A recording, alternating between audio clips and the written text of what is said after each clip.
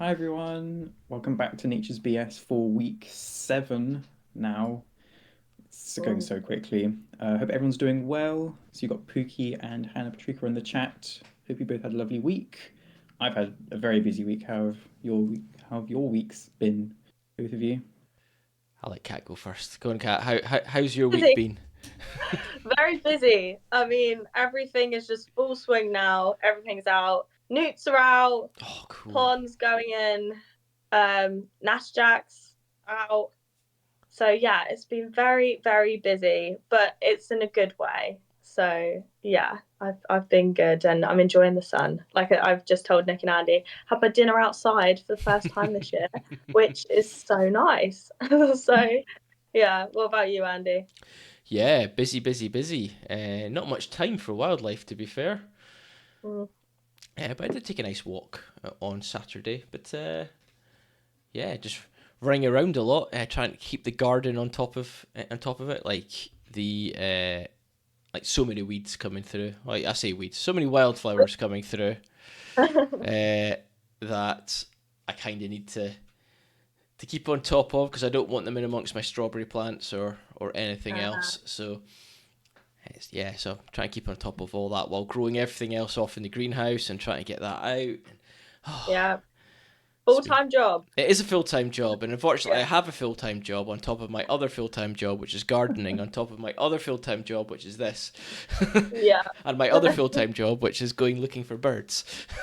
yeah. It's hard to juggle everything, isn't it? It is. Especially when it gets busier in the summer. There's just too much to see and too much that you want to do. Then you're like, I want to do it all, but I need the time. Yeah. I'm assuming the weather has been amazing everywhere, by the way, because it's been absolutely stunning here in Nottinghamshire since the weekend. Except Sunday. No, Sunday here was absolutely glorious. No, Monday. Sorry. Absolutely glorious. Really? It's Yeah, been so hot. It's been too hot already. I yeah. don't like where the summer's going. I'm like, cool, this is nice for one day. And then it just kept on going. I'm like, oh no, this is not going well. That is very British, Nick. It's too hot and it's May. It's not even Yeah, hit 20 degrees yet. Like the I hottest it's know. been is like 19 in Nottinghamshire, and I was like today I was absolutely boiling. It doesn't matter where I stood. I could be outside, inside, in the kitchen. It didn't matter. I was so hot. You know what? I think where is it? Is it Spain that they have a siesta? Yes. You know what? Maybe Britain's going to become so hot that we should start like a thing for a Siestas. siesta Oh, they're so in good as in well. the workday. Yeah, they're Yeah, so You know, good. that would be start nice. But pushing. instead of going to sleep, we can just go off and look at nature. It's a Perhaps. work siesta. Stop Yeah, work. Just mental relax. Go absorb some UV. exactly. Someone should start what is it? What's where you make a petition or just petition?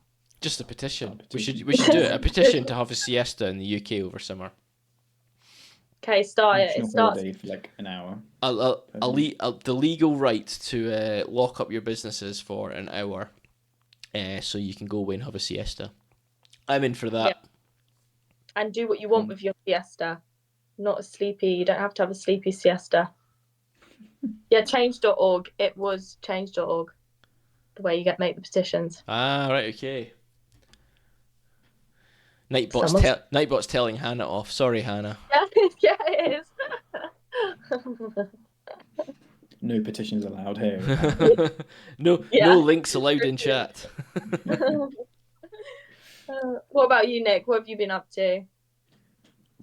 So much. I just feel kind of bad, but I've just been outside so much with work and just for fun. No. My brother came up for the weekend, went on some massive hikes. Just lovely Ooh, weather. hikes. Uh, Where what like mountains or just like a walk? yeah, like some scrambles as well. So there's like a mountain range called the Gliders in Mhm. Wales. So did a few scrambles and ended up being like a 24-kilometer walk just horizontally and then 1.5k vertically, which was challenging. Still quite a long way when you're just scrambling. Yeah, and it was really hot. But it was a nice hot by the time it got to early evening, which was good. Right, yeah. As long as you got water, that is Yes, the we only had thing. enough water, which is good. Yeah, because that's the thing when you go hiking, you don't want like a really big bottle of water because then you have to carry it. But at the end, you do kind of need that much water unless you go and fill it up at some of the streams, which you could do. But I think it very much depends on where you are if you want to be drinking water out of a stream. true. Yeah, Wales, no, don't do it. Too many sheep. Yeah, I was about to say it's a Yeah. lot. It's a lot of sheep. That is true. I've been caught when I've been hiking though, when I've run out of water. So I'm just like, well, no other option. Take a chance or collapse. Cool. Right. Is it time to move on? We've got a lot to cover today. We've got wildlife encounters, and I know that Nick has a multitude because I've had to upload them all.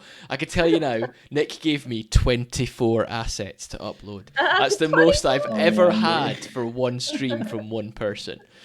So, Nice. Until next week.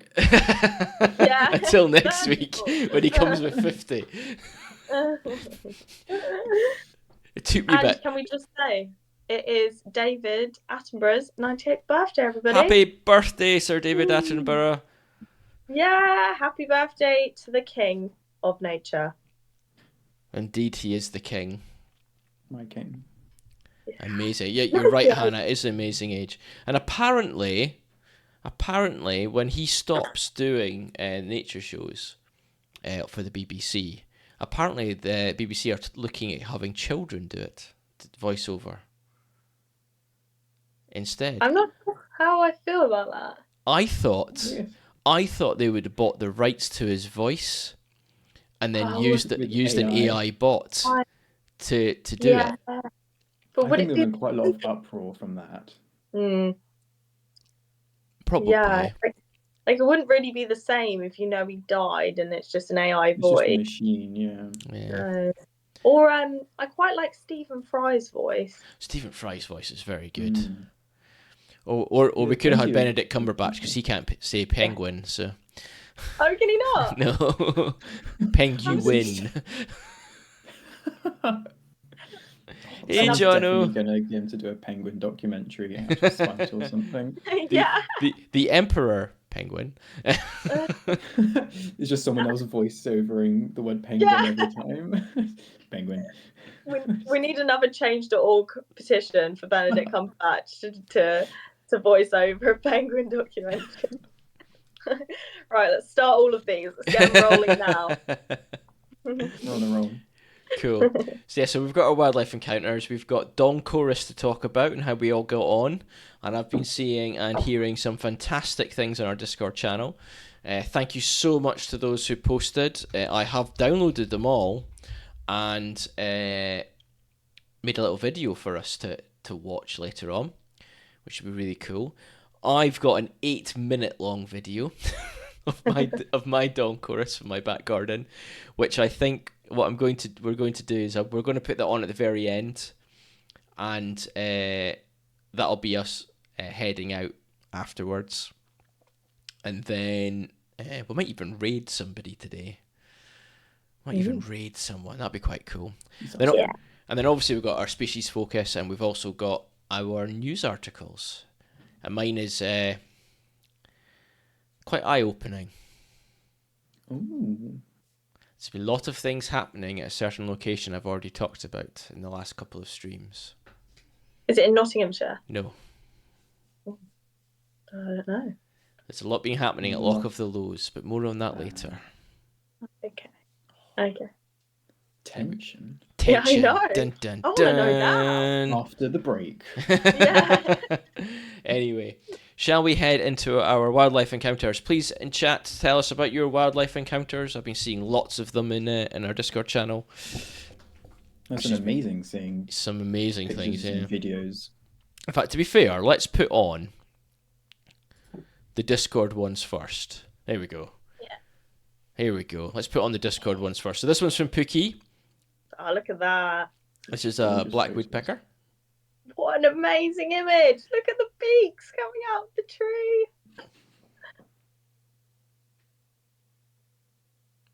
There's some great images. Yeah, absolutely fantastic. This one How is close? from Sophie. These are galls. Hmm. Starling Sophie. Look like horns or teeth or something. This one's from Yeah. Barnacle Bum. Anything that's to do with like the seaside is from Barnacle Bum. This is Yeah. that's very cool. As is this one I from love Barnacle that. Bum. They're stunning pictures I from the water. know. It's really cool. Yeah. What is Barnacle Bum here?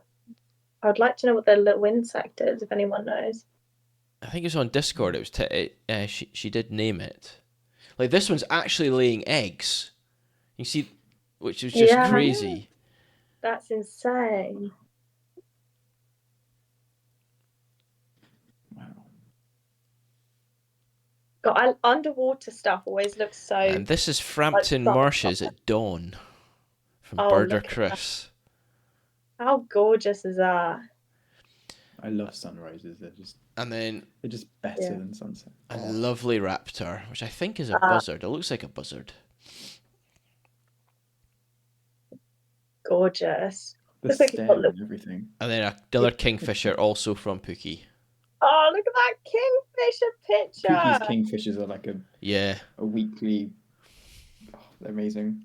Look how lovely that is. What an amazing picture. That is a classic wallpaper picture. They are honestly some amazing things on there, folks. Thank you so much for sharing them with us. Keep them coming, though. We definitely want to see more.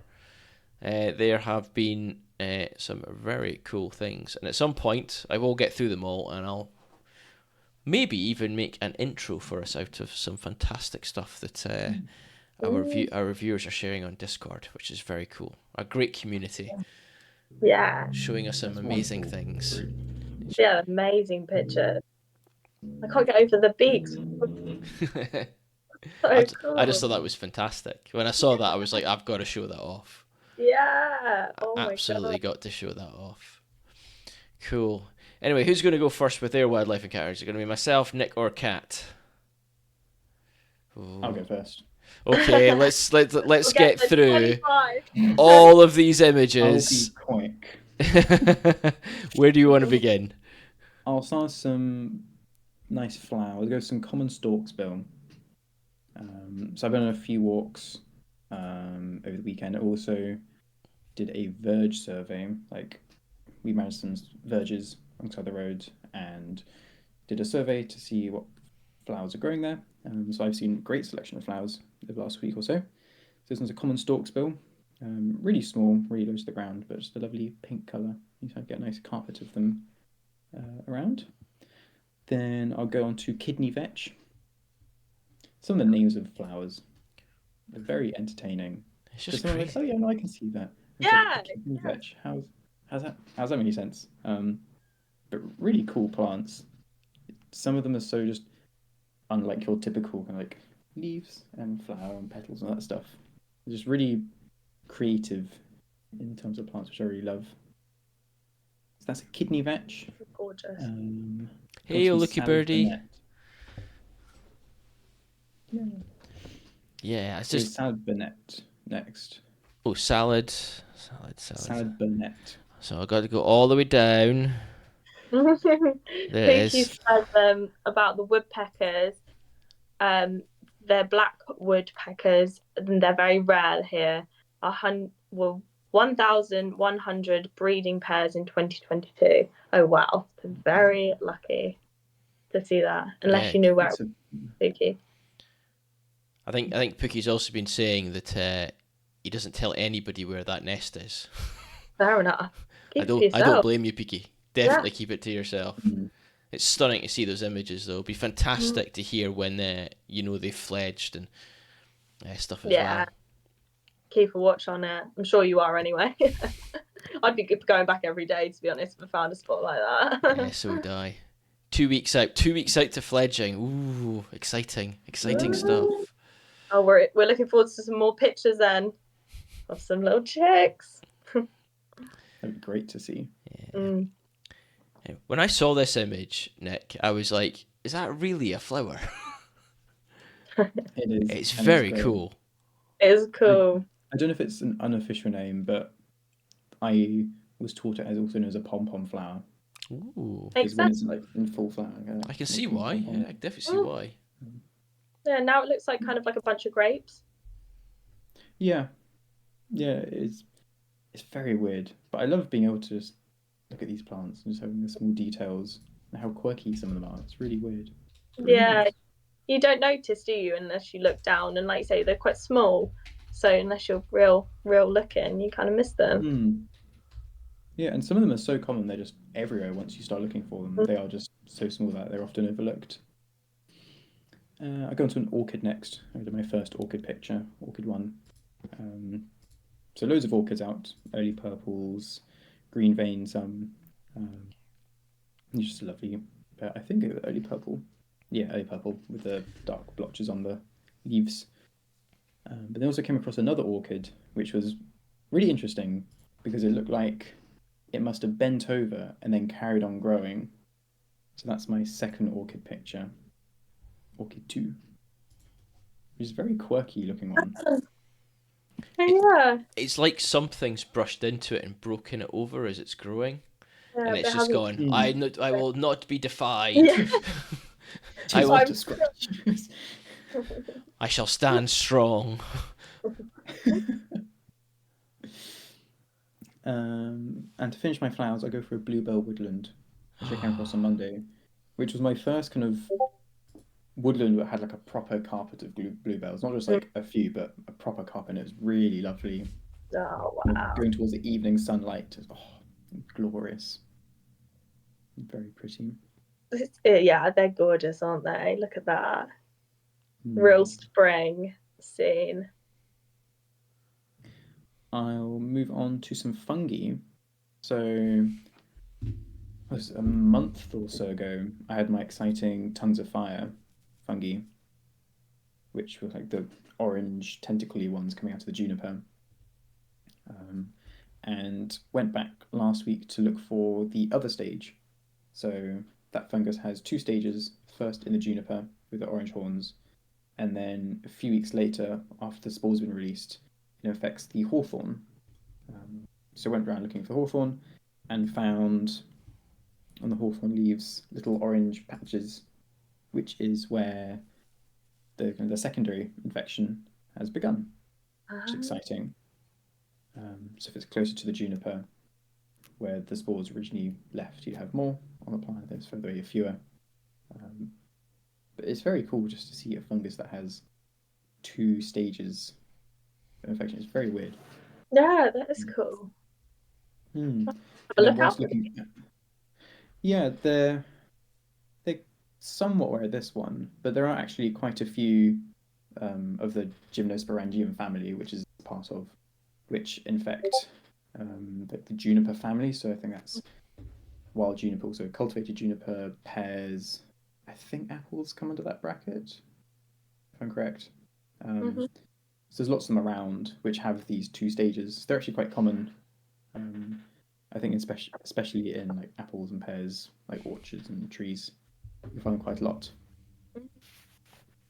But whilst looking for the new stage of this one, we actually saw what we think is the hawthorn stage from last year. So that's my other picture. So in the stage on the hawthorn, it will affect partly the leaves, and then over the next few months, as the haws, so the fruit of the hawthorn emerges, it actually infect those as well, creating a bit just like a big growth on it. So Mm-hmm. you have a typical haw, but then kind of bulges out, have all these spore heads coming out.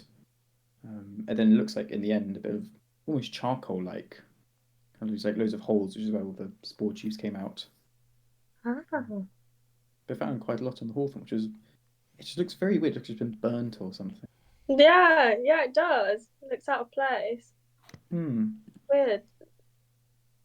I But didn't that was very realize this was exciting. fungi. I thought this was like a caterpillar or something like that, like a weird shaped caterpillar. Yeah, I guess you can kind of call it a fungi. It's what's left after the fungi. But it's very striking, just black and white. And it's really hard as well. It's completely kind of desiccated kind of thing. Hmm. Mm. Cool. So what's the effects on the hawthorn? Hawthorn, it will grow on both the leaves, the stems, and the fruits, Yeah. um, and has the little like orange spots or just like slight bulges, and then over the next few months will develop like larger bulges, actually kind of destroying the hawes if it's on the fruit, and then releasing kind of the spory tentacles. I think it's a bit more kind of silvery white, much shorter tentacle, like a very coarse hair almost. Hmm. And then that will release spores, which will reinfect the juniper, which have the tongues of fire, orange tentacles, which will complete the So life does it cycle. have negative effects at all?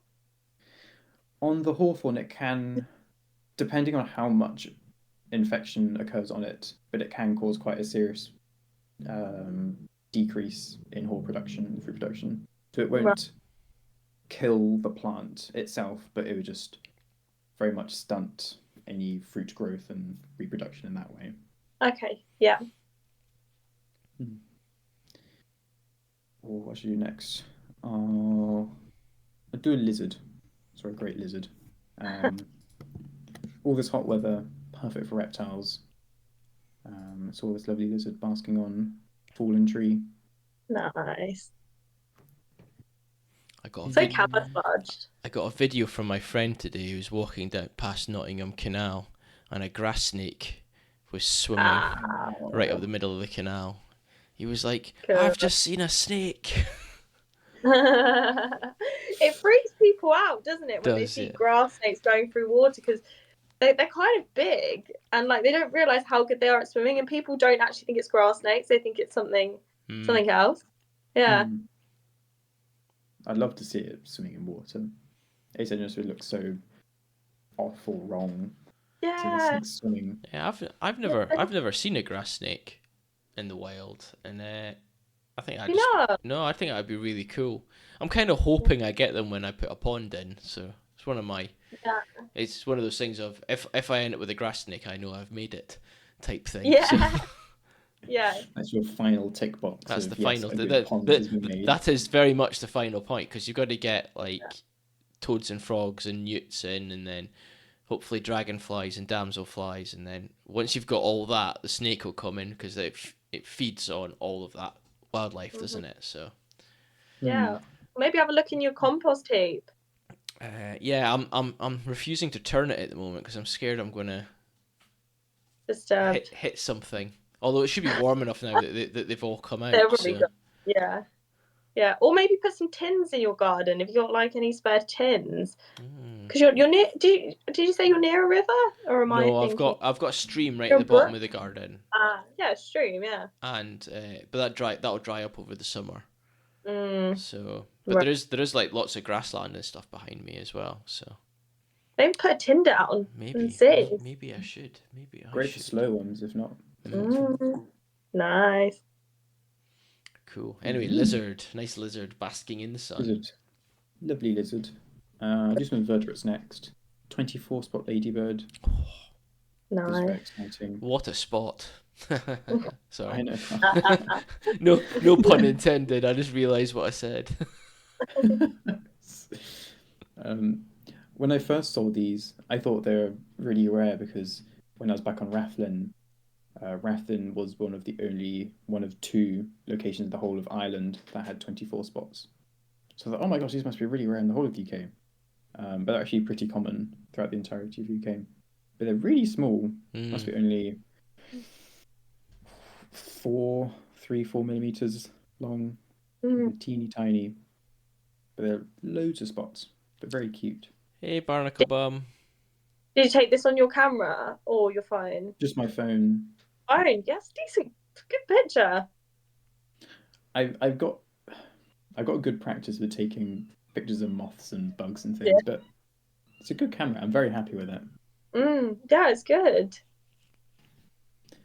I'll do a common snout fly next. This is very fun to see.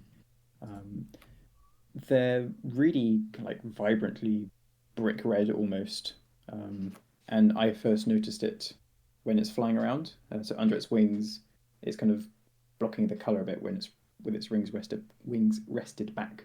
But as it's flying, it's a really stark, like reddy orange. And then seeing it when it stands, it has a really long snout.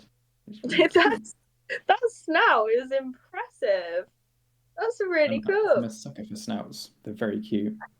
It's So like there's the moth, which has like the snout, which has a really long snout. I'm like, yay, snout! It's so cute. Do you know what they use the snout for? Is this fly? Is it kind of just for digging into things, or? I don't know. An unmistakable dumpy orange hoverfly. There you go. Dumpy, really. Yeah, The with body a very shaming. obvious, exceptionally long snout.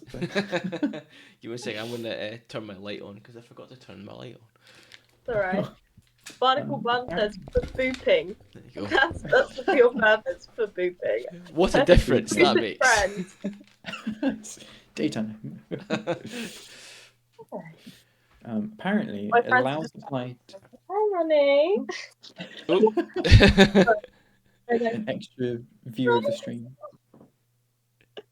Got a dog in the room. Don't know how that's happened. Sorry, I got the dog out. Hello. Yeah, looking it up, apparently the exceptionally long snout, called the rostrum, encloses the proboscis, which is the mouth part, and allows the fly to feed on nectar and pollen in deep tube flowers, like red campion and bluebell, which other hoverflies cannot. Ooh, There you go. that is very Just a cool. long tongue. Yeah, they're quite common actually. So if you're I'll have to keep an out eye out. near hedgerows and gardens, Yeah, I'll just have keep to. up for it's just like a fly, like a standard large fly kind of shape and size, but just really orangey red. Sorry, guys, about that. I've closed the door now. It's quite alright. Just wants to come and watch the stream. I know, I was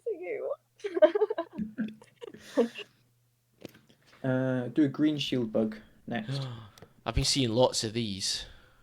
Same. They're so pretty. I just love They the are. patterns on them. Yeah, Like some of intricate. them, even though the green shield bug mostly green, but there's like that slight texture with different like wing casings and different parts. Yeah. Big fan of like pale like dashes along the side.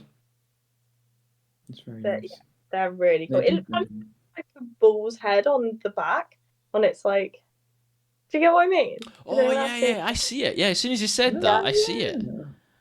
Yeah. It's to scare off people, you know. Don't mess with me. I'm a bull. I'm a bull. I may be tiny, but I'm the fighting spirit of a bull. Moo. What to next? Do a violet ground beetle. This is really cool. Gorgeous. They look a bit like, I don't know, like a gaming PC with LED lights or something. Yeah. Like black, and then it has like a really bright stripe around the edge. So this was whilst I was scrambling like up the side of a mountain, and I saw like, oh my gosh, what is? It's just so bright and vivid. One hand on the mountain, one hand with your phone, like. Not quite like that, but kind of on the ledge. But yeah, if I was confident enough to do that, then yes, I would. Oh, they're gorgeous though. Look at the iridescence on them. Really cool things. Do a quick fulmar in between before my moths. This is a bird that's on my bucket list for the year. I absolutely love fulmars and seabirds, as you are very well aware if you join me on the Rathlin stream. I hadn't seen like the typical seabirds like guillemots, razorbills, and fulmars since Rathlin, so I was out on a walk on the Great Orme in North Wales, and just hearing the kittiwakes on the sea, there's a whole group of them. It was like, I actually teared up a bit. I was like, yay, they're back. So I'm definitely heading off to South Stack probably this weekend to see a proper seabird colony, because I just the sound of a seabird colony is just home. It's good. Yeah, I was at South Stack a bit late last year. The season had ended, and I went in September, so basically everything had moved on. But I went for chuff, not really anything else. So I definitely want to go back round about now at the height of the breeding season. It would be phenomenal. The noise must be immense. It'd be great now because you've got the end of breeding, beginning of egg laying. Yeah. Some maybe hatching soon. Oh, it'd be perfect now. Yeah, I'm hoping to get across to Bempton, not this weekend, the next weekend. No. So, yeah, hopefully I'll get my fulmar over there because that's one of their 7 key species is fulmar. So, yeah. We'll take it off the bucket list. Fingers crossed. Mm. It's not real unless I get a picture of it, though, right? And your picture counts. I'll do not quite wildlife, but still nature related. I'll do some geology, quite a bit of geology. So one of the reserves that I work on, went to go check on the ponies which are grazing there, and I noticed in the old leaflet, not in the new one, but the old one had saying there's a rock outcrop halfway up this part of the woodland which has some nice glacial striations. So I thought, oh, I gotta go see that. So rummaged through the woodland. It was really hot. Went up to the woods like, I want to see these rocks because my brother was here as well. Managed to find it, and you have some great striations. So these are basically in glacial areas, so where there were glaciers. Glaciers are just massive bits of ice which are moving. They're really unstoppable, and sometimes they can pick up loose rock. They can break off bits of rock, but when they carry a bit of rock and they scrape it along a boulder, or in this case, like the bedrock beneath, they'll leave these really deep gashes, or sometimes just small gashes. These are striations, which are these scratch marks from rock on rock through the glacier, and they'll be parallel to the direction of movement. So if your glacier is moving that way and you have a rock in it, it will scratch in the direction it's moving. And on this particular kind of boulder, you have these lovely striations and scratches all going in one way. Some of them will be cracks, which is a bit hard to tell from the photo, but in real life you can actually look down and see it's just like a V and there's no crack beneath. Oh, wow. That is really cool. I find glaciers not scary, but almost just I can't even imagine like No. kilometers of ice. I mean, that's just I can't I've even picture that. I've hiked up one, so Oh, wow. Really? Where Where did was you that? I did that in Iceland. I went to Iceland for a holiday and did a glacier hike, and it was just incredible. The color, like when you find a bit that is just crystal, it's this beautiful turquoise blue. They are just stunning things. go? I bet. If you ever get a chance, especially with global warming and stuff, I highly recommend getting yourself off to Iceland and getting yourself onto the glaciers. Honestly, it's so peaceful. Yeah. No, I can imagine. Was it quite hard work? No, I found it relatively simple. I had to wear crampons. Yeah. So, and then you just make sure you're walking properly, like you're like heel in and then down, and then Right. you try and hold yourself still, and then you don't twist or turn or try and slide or anything. You've got to go clump, clump, clump, clump. So That yeah, sounds really cool. I didn't have any problems sound at really all. Well, most people Yeah. who were on the hike didn't have any issues. Yeah. Guess you've got the right gear. Yeah. Yeah. Wow, nice. Right, need to go. That sounds really Iceland is amazing. Such a stunning country.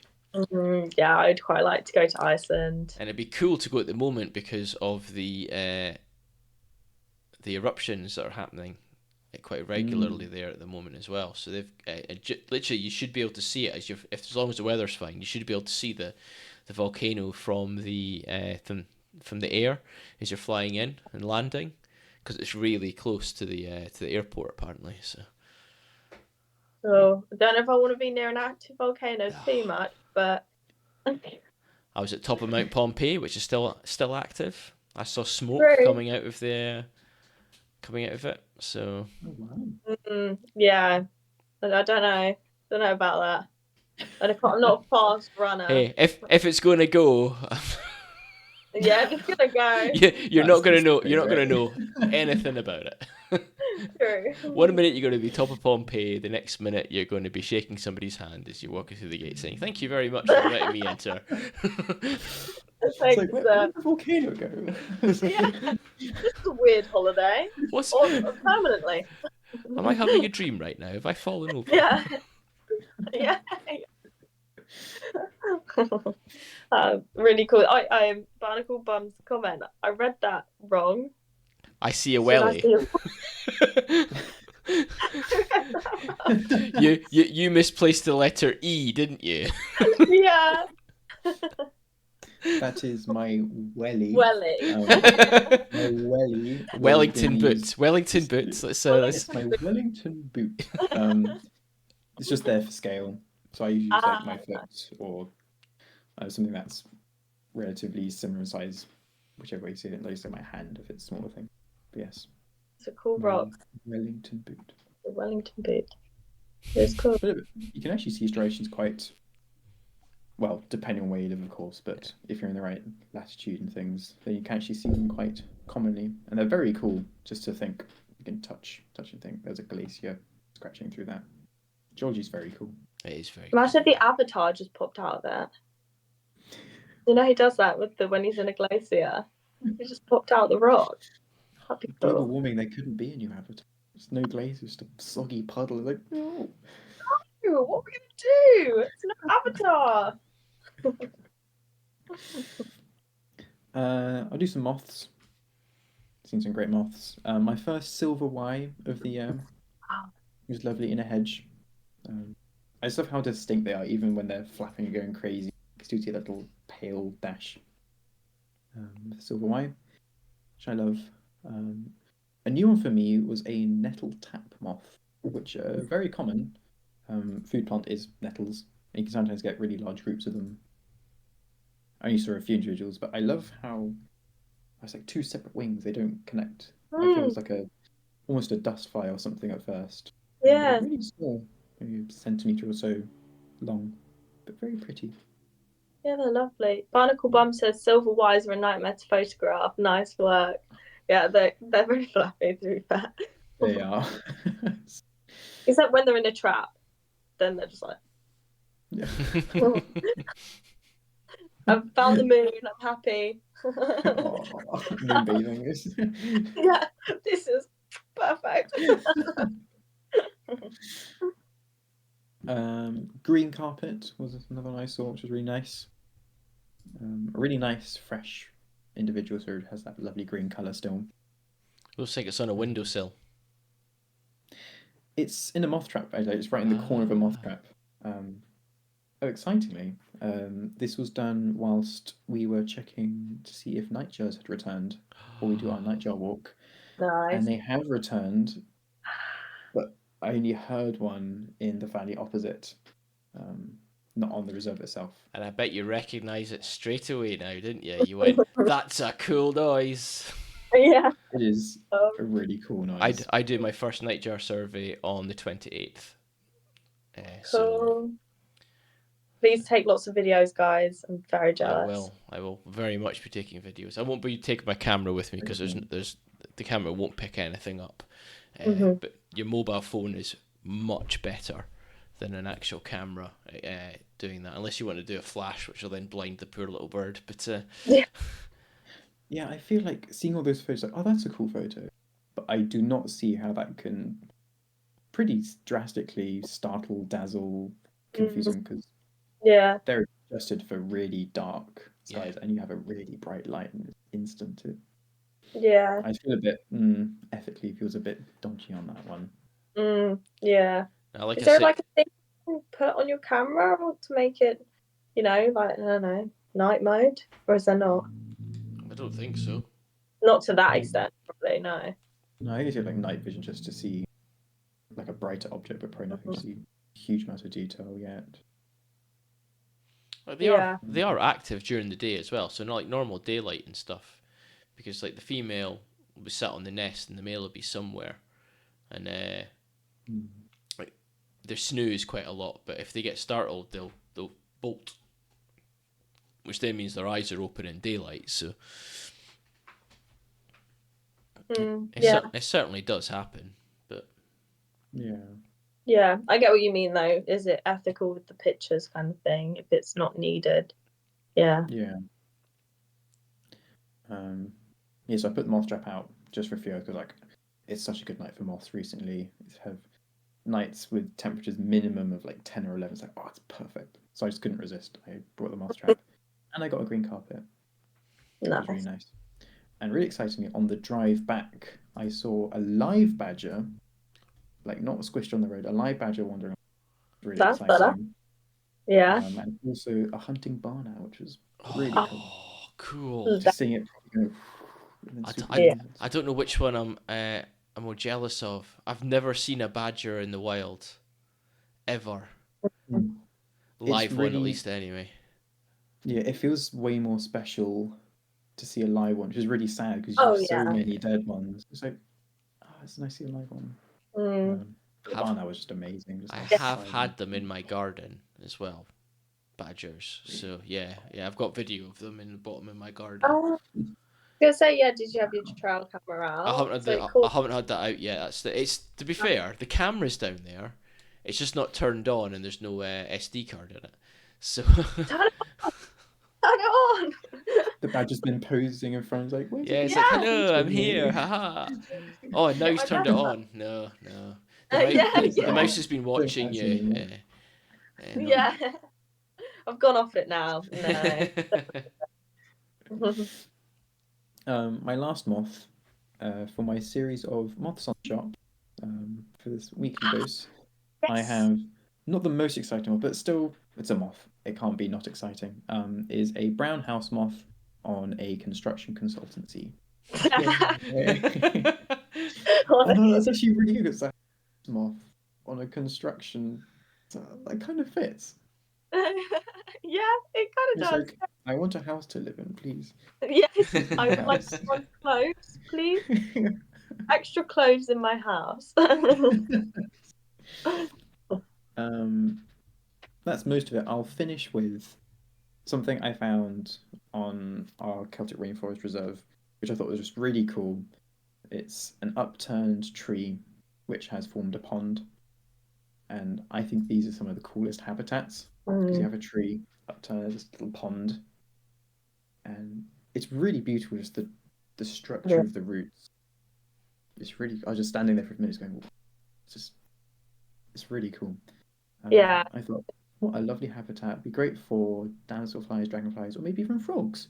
And then what did I see? A little pair of eyes sitting in the pond was a little frog. And I thought, that just feels very much like a biology textbook or something saying, you have a tree and it falls down, but no, it's okay because you have a pond. Yeah. So. It's just classic of if you leave nature alone, it knows what it's doing. It sorts itself out. It's meant to fall down. That's just part of the cycle. Yeah. Oh, that's lovely. Yeah. So there's been my few wildlife encounters, and that was less than half of all the photos. I'm so sorry. Thank you, Andy, for putting more. I am so glad you didn't put the other 50, the other 20 odd up. I would literally be like, no, I can't do that. Sorry. Oh no, they're great. They're lovely. Real nice photos. And you're making me jealous of the moths. I still need to put my moth trap out. It's so good currently. I've seen so many in the day. Just to be fair, so do I, because I now need to build my new one because I've got that nice perspex, and I need to build my new one and see if I can get anything. Idea. Yeah. Moth off. Need a moth off. We could do a moth off stream. I'm not here in 2 weeks though, so it would have to be 1 in 4 weeks. So we could do a moth off in 4 weeks' time. Okay. Yeah. Yeah. And we can prepare everything. And maybe we could pick the top 6 and show them. Yeah. That's quite cool. Yeah. Something like that. And we can make that a challenge for our viewers. It's moth time. Moth time. We Moth want to timer. see your moths. What moths do you see? Take pictures, put them on Discord. I will make a new channel on Discord. It will be called Moth Off. Yes, Moth it's a good time for it. So There we go. Excellent. Yeah. All to be shown in a month's time. 4 weeks. There we go. I've got 4 weeks to actually get it done. to make your trap. To make my Yeah. trap and put it out. Yeah. Sounds good. Yeah. Let the Amazing. challenge begin. Let the challenge begin. Cool. Well, I'm very jealous, Nick. Very jealous. Yeah. That is some great finds. Does Nick get double points for every shop moth he gets on the moth off? I think he does. Yeah. You know, I'm doing at the weekends. Magnifying glass around. Yeah. Emailing local businesses. Hello, I'm looking for moths. Do you have any security lights? Yeah. Barackamo says, sounds like a moth or flipping good time. Too right. Too. Amazing. Cool. Do you want to go, Kat, or shall I go now? I don't mind. Will I get mine out of the way? Okay, you go. I'll get mine out of the way. So I went to Clumber Park on Saturday. So Clumber is National Trust site. It is the site of an old like country manor, which was taken down in the 1930s, and it's just a massive country park. It's got a huge like lake in the middle of it, and lots of walks and stuff. And I'd never been before, even though it's literally 20 miles away, slightly further north than Sherwood is. Excuse me. So off we went on a lovely day, and I must have walked about 10 miles. And here's a few of the highlights. So first one is probably my favourite of all birds. A little skylark in the tree, flapping away.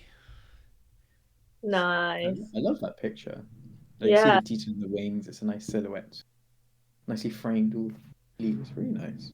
So yeah, and it was literally just flying over. And if you look really closely on this image, on the branch that's going basically from 10 o'clock to 5 o'clock, you should see two sat on it. Yeah. Oh yeah.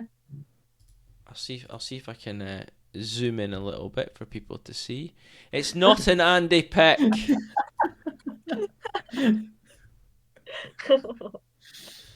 I can see them before you zoom in, so I think that disqualifies it from being an Andy Peck. It's not like last week, Pookie. Oh, was there an Andy? I had three Andy Picks last week. Oh, 3 of them. I missed them. You did miss them. I love the Andy Picks. I had a lesser yellow legs, which when I zoomed in a lot, you could see it. It was a couple of pixels.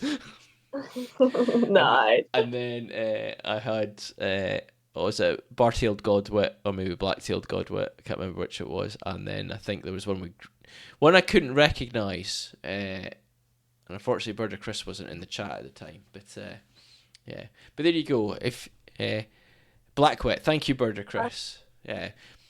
And I'm here now. Well, unfortunately, I don't have the image installed anymore. What I'll do is I'll put it onto Discord, Bird Chris, and then you'll see if you can find it. But it looked very similar to a Blackwit, but it was white, pure white upper body. It was just bizarre. Anyway. That was really good timing from Birdie Chris. If he literally just popped in and I mentioned him. Oh, Lucian. What do you mean by Lucian, Birder Chris? Lucian. Can you please give its full name and I'll search it. Leucistic ruff. Ooh. Oh. Possibly, although I think the bill was a bit longer. But I might be wrong. It was a long way off.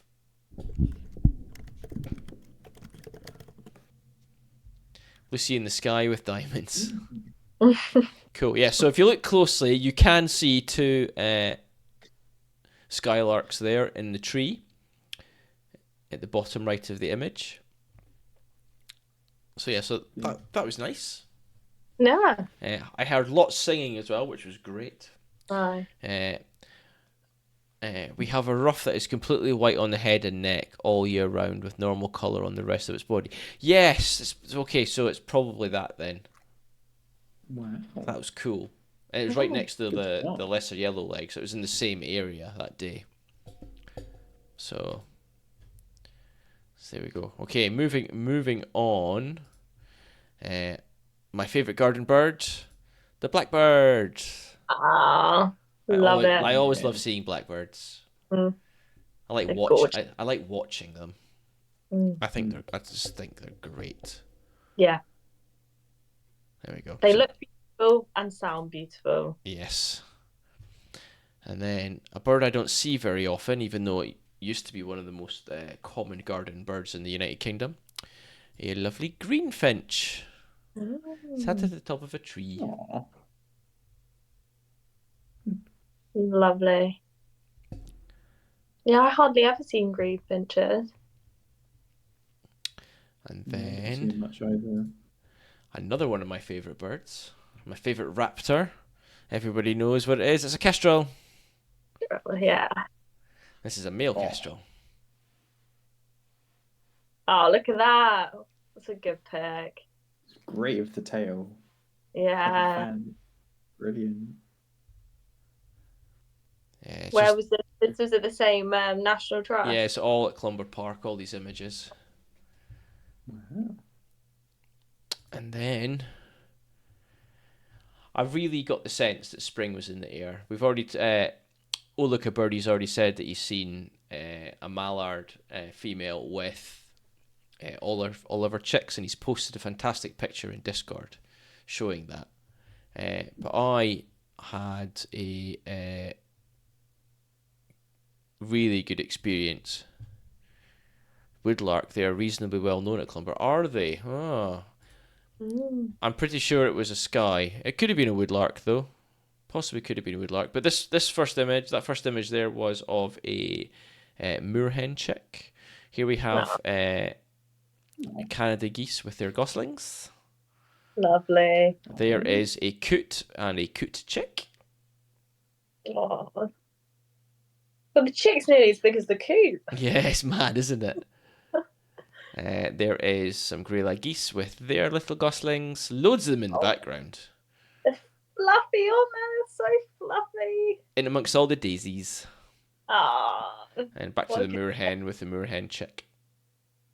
Nice. I always thought moorhens were black, and then I got that picture, and it's like you saw the adult there on the left, kind of being hidden by some of the reeds. And it's got this beautiful brown back. I never realised that before, because you just look at moorhen and go, "Oh, it's just a moorhen," and off you go. Yeah. But Yeah. but actually, you see it like well, it'll pop back up again in a second. Yeah, I thought, to be honest, I thought they would just kind of jet back, like the coop kind of vibe. Yeah. But yeah, I didn't realise they were so browny. Come on, Greylag, out the way. There, on the left, you can see it. Look at that brown. It's roughly the same colour as the like the weeds and stuff that are in the water. Very interesting. Very interesting. Very interesting. Maybe it's just tanned. Let me bring up those larks again. I'm pretty sure they're skylarks because I heard them singing. And then I saw more later on, and they sounded the same. And when I got Merlin out, it said skylark. So I'm pretty sure they're skylarks, but I might be wrong. Got a picture of one on Discord as well. Oh, cool. That's good, Pookie. I think it's the belly of the woodlark dashed on the woodlark, I think, compared to the skylark. But... Yeah. We do get woodlark at Budby as well. I've seen woodlark up on Budby. So their song is similar, but more melody based than the Skylark. So the Skylark sounds like my partner Lisa, she always says it sounds like listening to like a 1980s video game. Yeah, pew pew pew pew pew pew pew pew pew pew pew type thing. Whereas the woodlark sounds more like a song. Like all the notes are kind of combined instead of being individual. So Right. Okay. That's a good way of thinking about it. I like that. So yeah, but there we go. And if it is a woodlark that I've got images of here, then that's pretty cool. And to be fair, I did not see the crest on the top of the head that the male normally has on the on them. It was very much a nice round top, and the male at this time of year normally has a crest, but that could have been the female. But again, I didn't see that. But yeah, Nice pictures, and it that sounds like a successful day if you saw that all in one trip. all in one trip. It was 10 miles. Bit of a trip. A 10-mile walk. It was good though. I loved it. Absolutely Lovely loved day it. for It was a beautiful day, and I'll have to go back again. Especially since one of the staff I work with at Sherwood, she is a volunteer at Clumber Park, and she was going on about when she did her dawn chorus, but which we'll be getting to very shortly. When she did her dawn chorus, she got American Robin, which I'm not sure about, and Golden Oriole as well. Which would if That's a if, dawn if they're chorus and a both half. if they're both there, that's amazing. I think I use Merlin a bit, and I usually get American Robin now and then. Yeah, but the chances are so slim. Cool. So yeah, so that's my wildlife encounters. What about yours, Kat? Yeah, mine. I got a few. I've got so many pictures of newts and ponds, so I thought I'd not bore everyone with them for another week. So I went for something a bit different. I've got a few plants. Nick has shown an early purple orchid, but I've got another picture of an early purple orchid, but not as good as Nick's because it's so hard to focus on my phone because it's quite small. So I took multiple pictures and this was the best one. I literally couldn't get it to focus on either the top or the bottom. So yeah, but you can still kind of see the spotty leaves on it. It's lovely surrounded by the bluebells. Nice colours. Yeah, and then I'm coming to the bluebells as well, so we're overlapping a bit. But yeah, I think I've got a picture of like a nice bluebell kind of woodland, which yeah, it's just really nice to see. Kind of first time this year, same as you, that I've seen like loads of bluebells, and I think is a Greater Stitchwort in the middle of that. Looks Yeah, like it. Yeah. yeah. So yeah, that was really, really nice to see.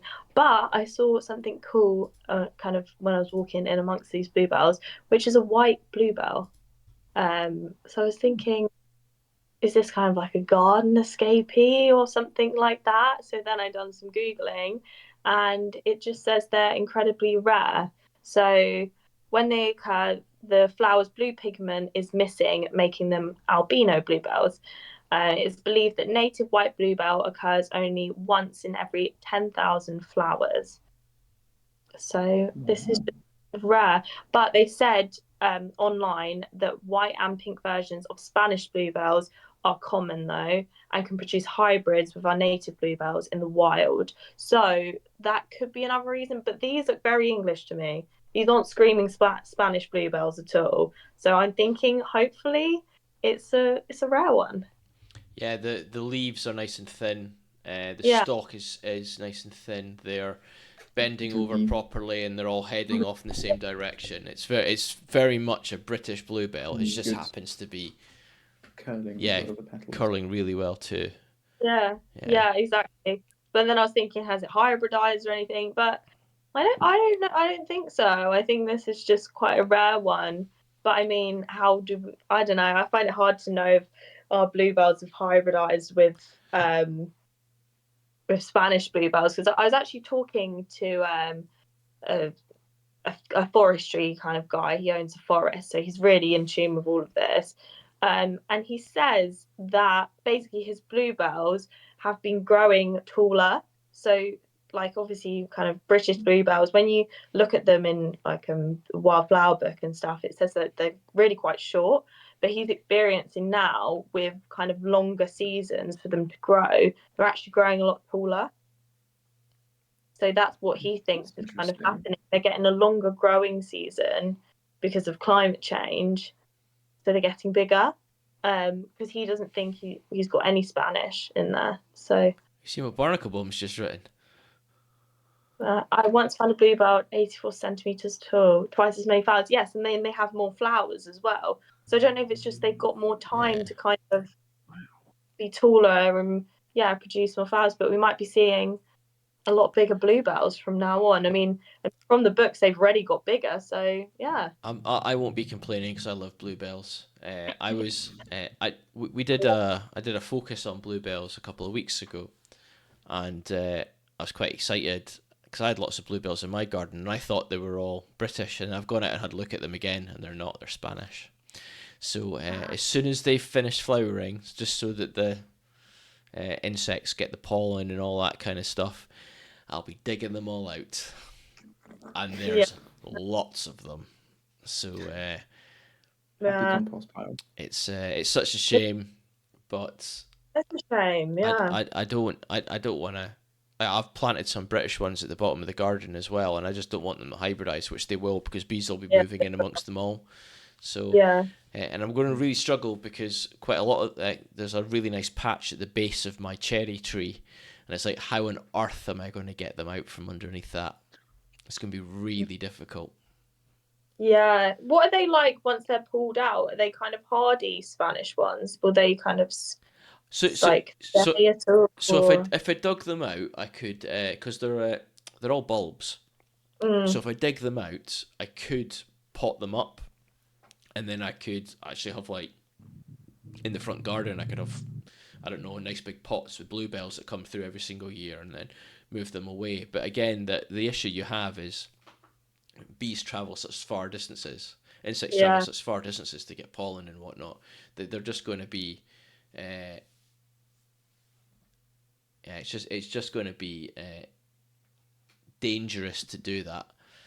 But that's it. And you're right, Barnacle. It is a bit disappointing, but and they are absolutely gorgeous. I can completely understand why people have planted them, because they're stunning, and they are taller and they're stronger and the flowers are bigger, but it's just I'm just like yeah.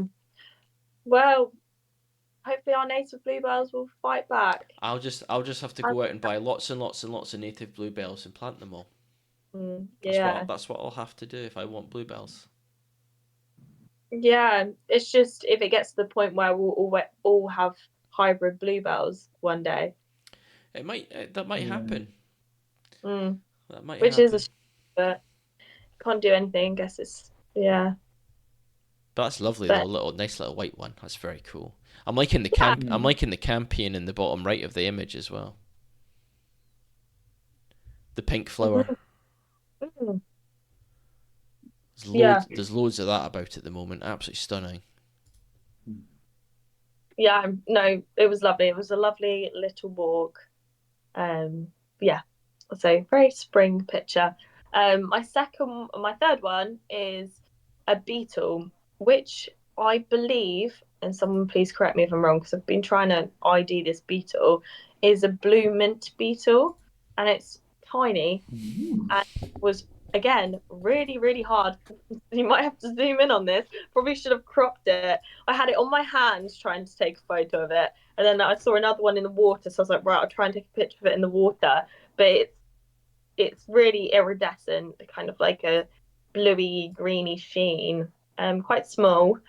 But yeah, so this actually is not native. This is from kind of the continent, but it was first spotted in the UK in 2011. and it was found breeding in Kent, Cambridgeshire, and Lincolnshire. But they believe it's spread since then, which kind of also would make sense of why I've seen it. And it also says it's found in damp meadows and alongside riversides, which this was a damp meadow. So this is all why I'm thinking it's this beetle. So if anyone has any ideas or if I'm wrong, please, let me know. But adults can be found from May to September, and they live for about a year. But they're very pretty. Very cool. And they obviously eat mint, hence why it's called a mint beetle.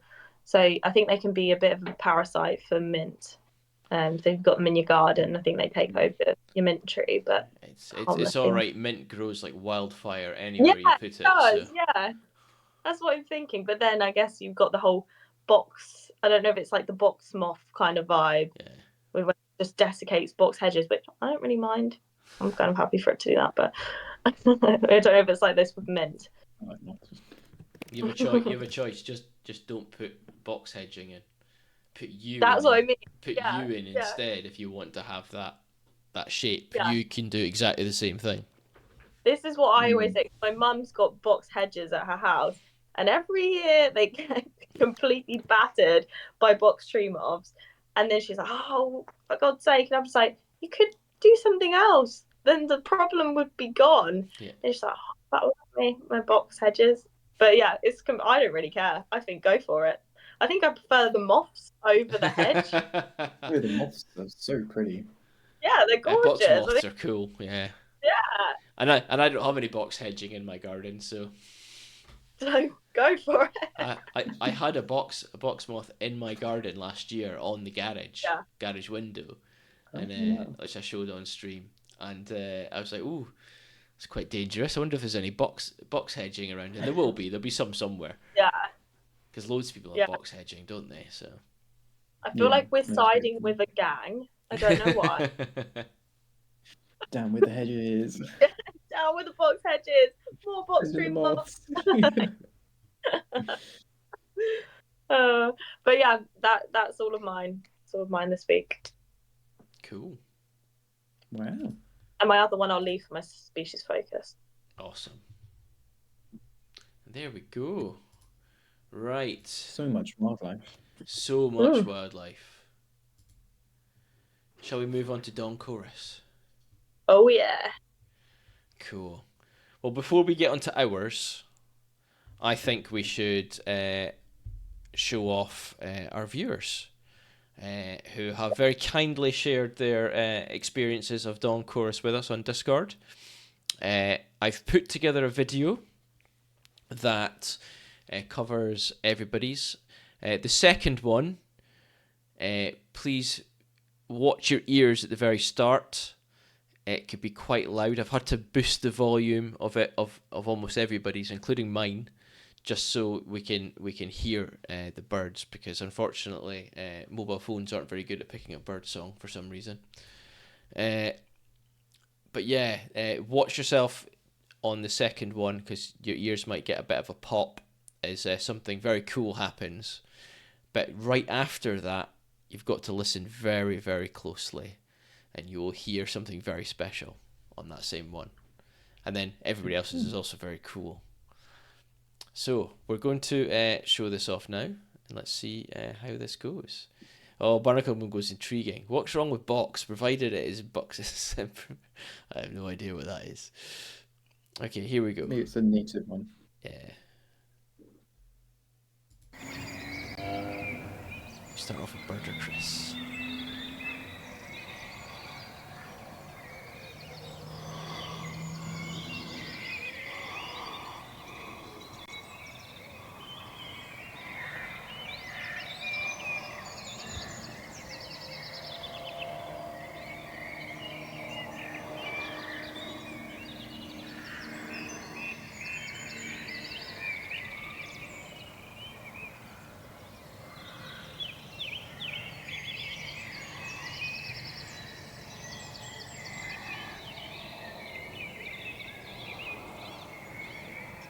Thanks, Hannah. Talk to you soon.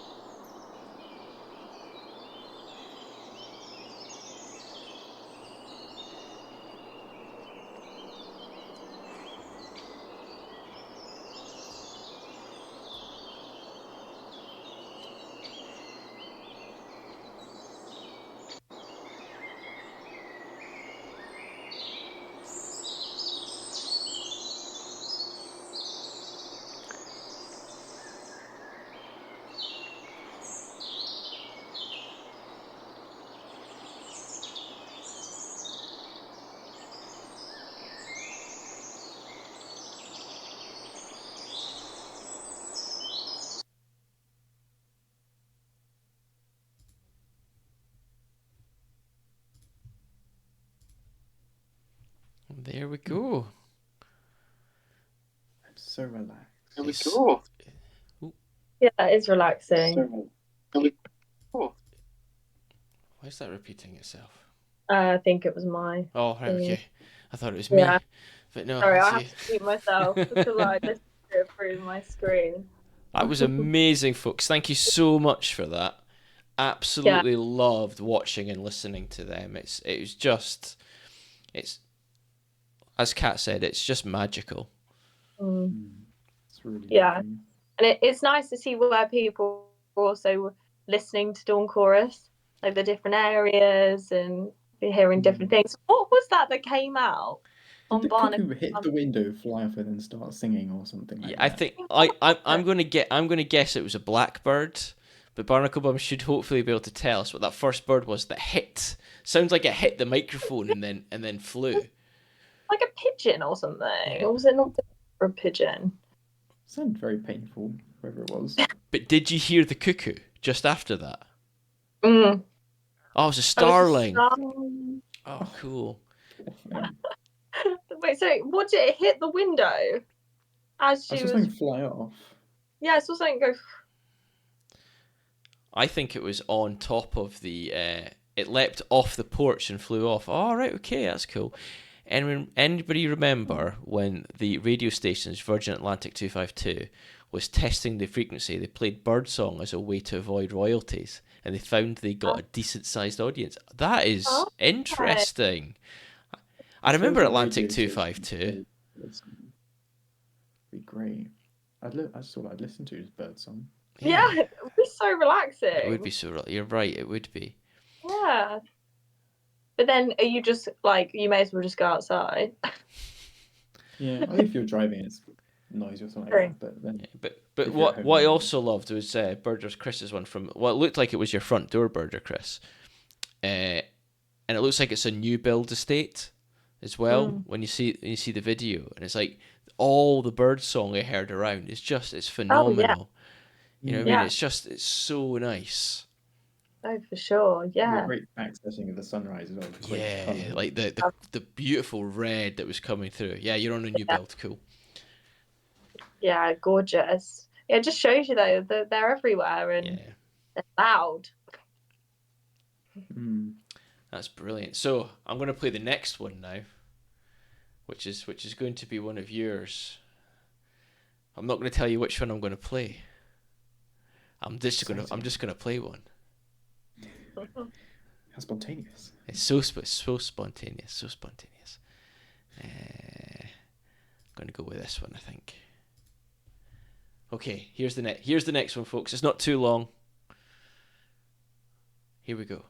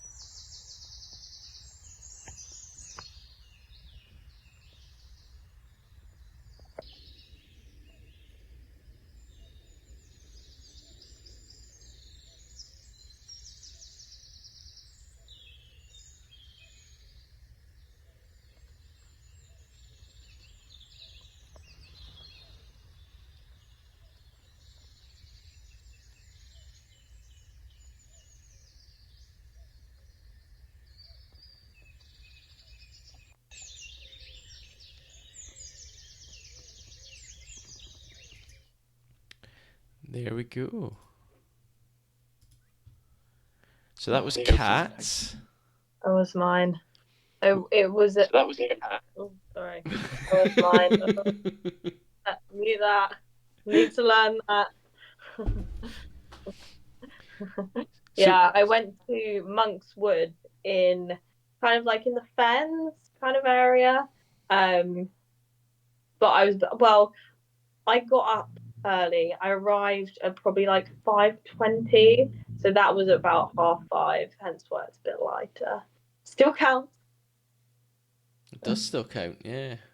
That's And lovely woodland. It looks beautiful. it's really nice. Very quiet that time of morning as well. Obviously, you had some very special things in there. I heard red start. Barnacle Worm said cuckoo. Yeah, there's a I good could hear cuckoo. yeah. It sounds like there's a few other very nice things there too, which is it was great. Yeah, it was very lovely actually. You know what? I don't mind mornings, but that was quite early and it did take a bit for me to be like, get up. Rip the covers off. I've Come got on. I've got to do it again on Friday. Oh. I'm doing I'm off doing another territory mapping of Budbee, which is number 4 of the year. This will be my third, but it's number 4. So another one to go after this one as well. So more woodlark, more tree pipits, more stone chat. Here we go. It's gonna be cool. Right, the next one will be Nyx. So Birdie Chris kind of called you. I knew it was cats. Just mixing it up a bit, you know? Yeah. There we go. Cool. Right, here we go. This is next one.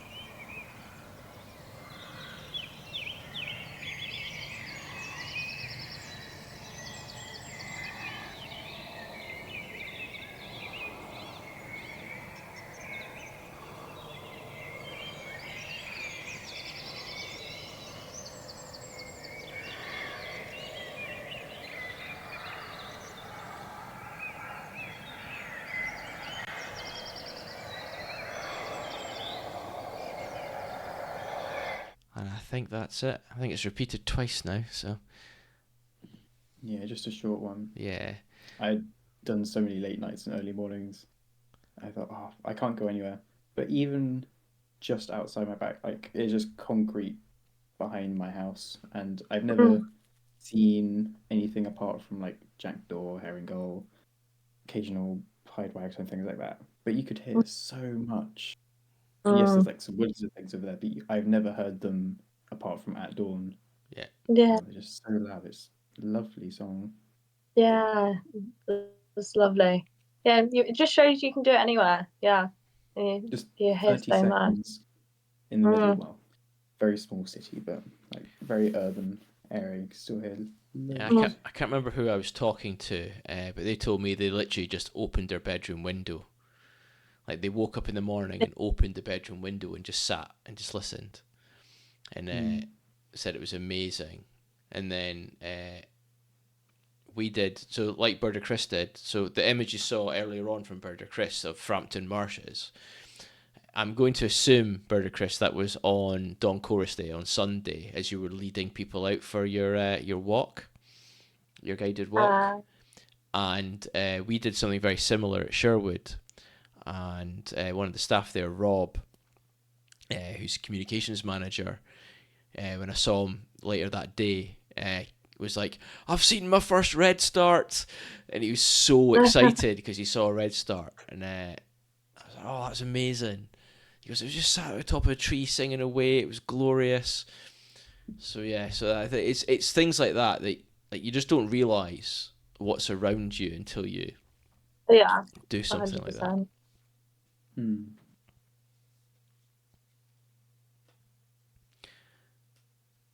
Turns out you did it 3 days too soon. What do you mean, Burger Chris? Why did you do it 3 days too soon? As in, you recorded yours 3 days too soon, or uh, you did the guided walk 3 days too soon?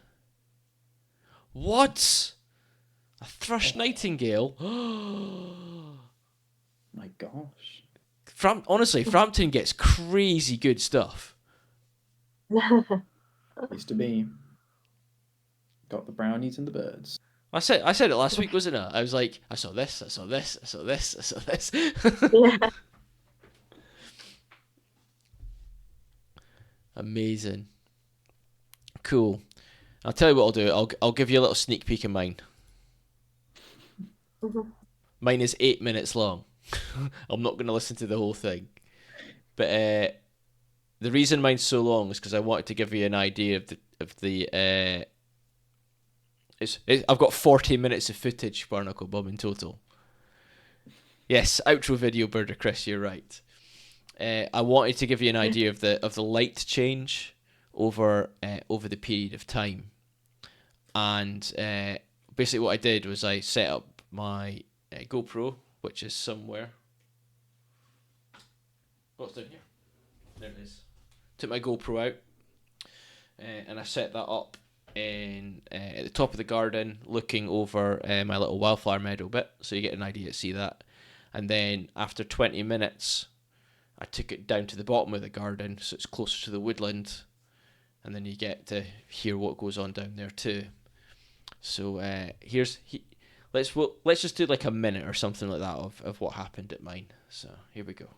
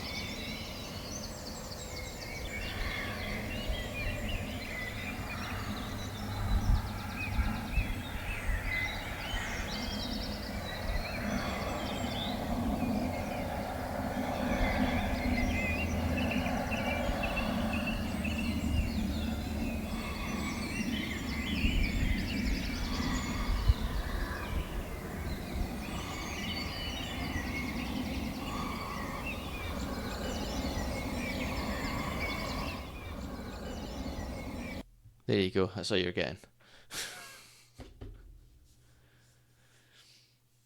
But you can see how early I was up because it was still pitch black. Yeah.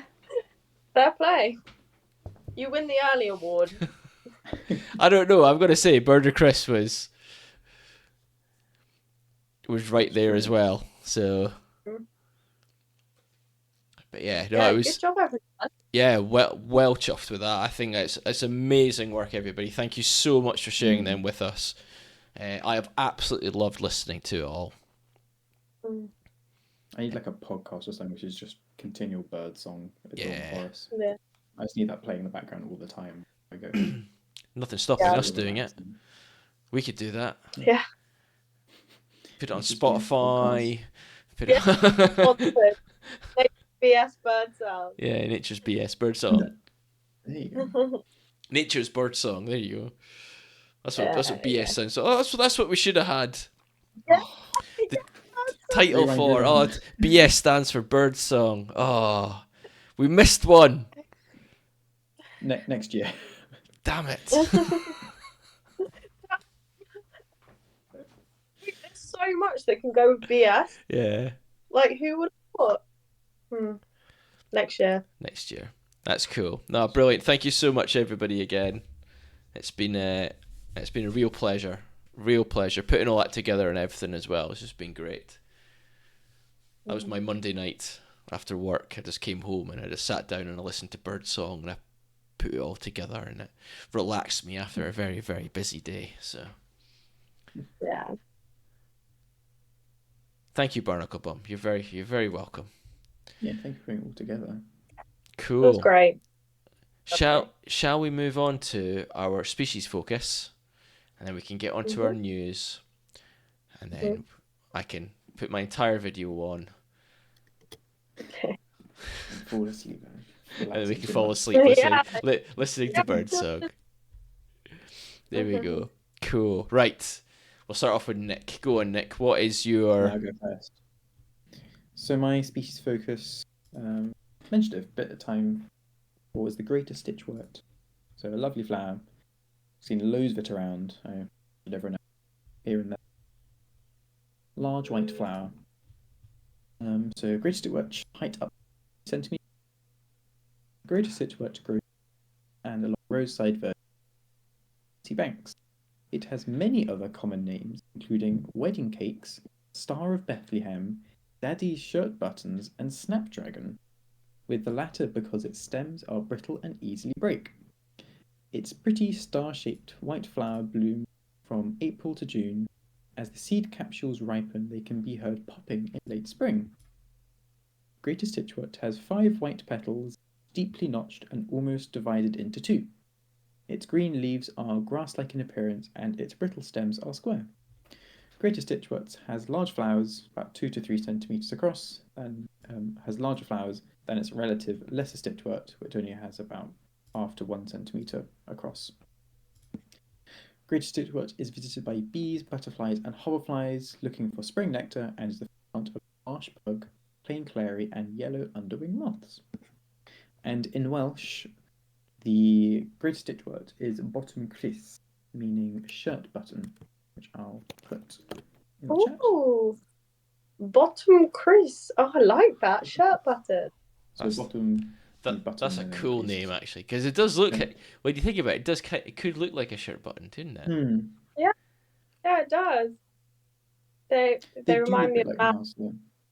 I think on mouse ear or common mouse ear, the notch between the 2 petals is a bit higher up, so the Greater Stitchwort looks like much more peeled apart kind of thing than the mouse is, a bit more like a small nook, a bit like a mouse ear. But they do look very similar. Yeah. Ah, lovely. Lovely flower. Pretty. Yeah, Greater Stitchwort. Lovely. Cool. Right.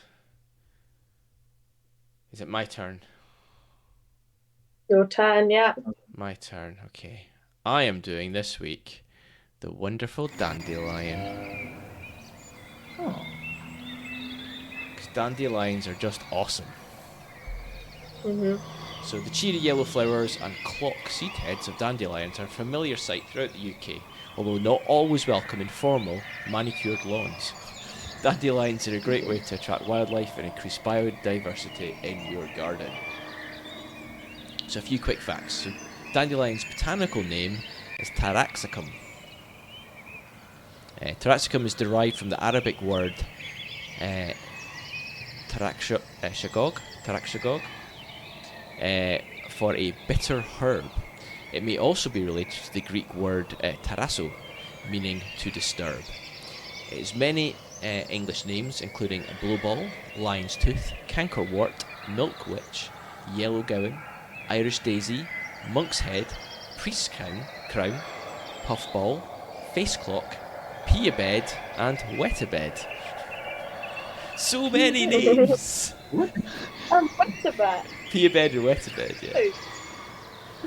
Botanists have identified over 200 microspecies in the UK. Close inspection is needed to tell them apart.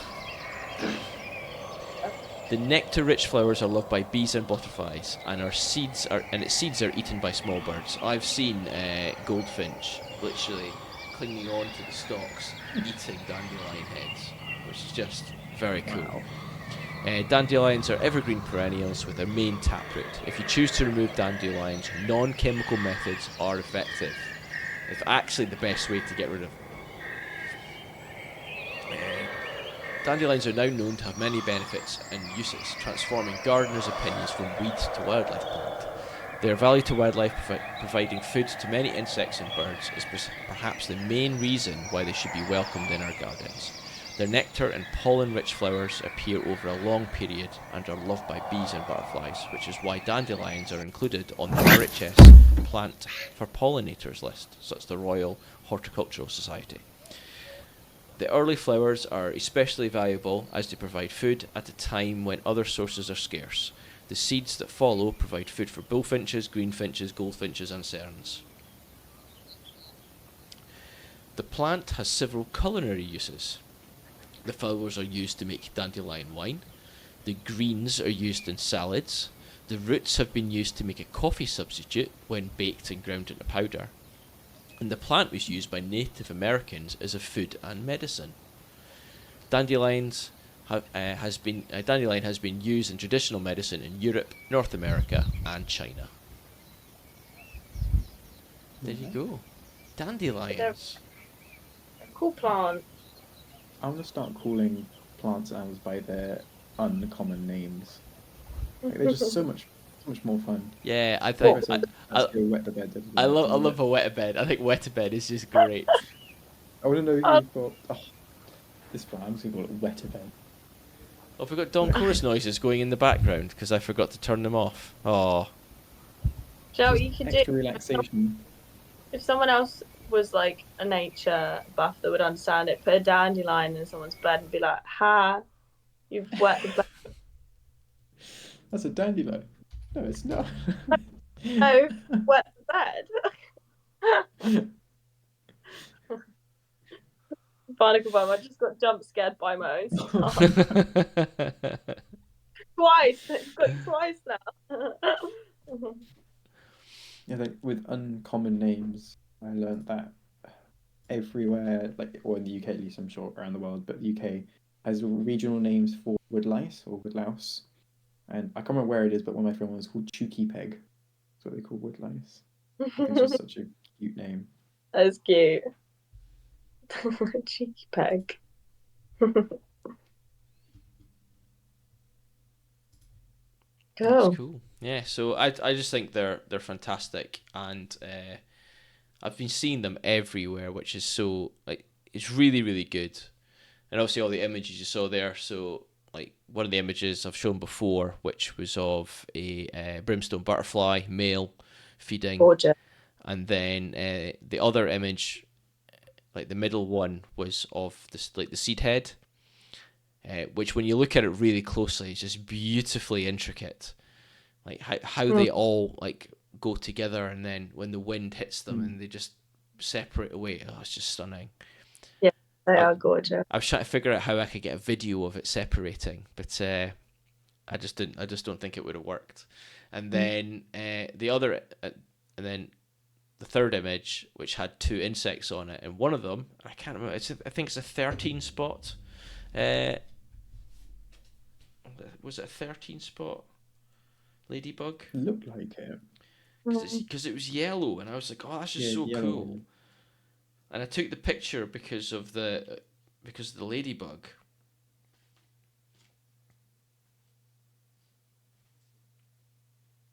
Yeah, one of the good thing about the dandelions, no mow May, very important, and April, no May, June, July, and so on. Even if you just don't cut it like once or twice, or you get the dandelions, they're always there, ready to come up, and they are so good.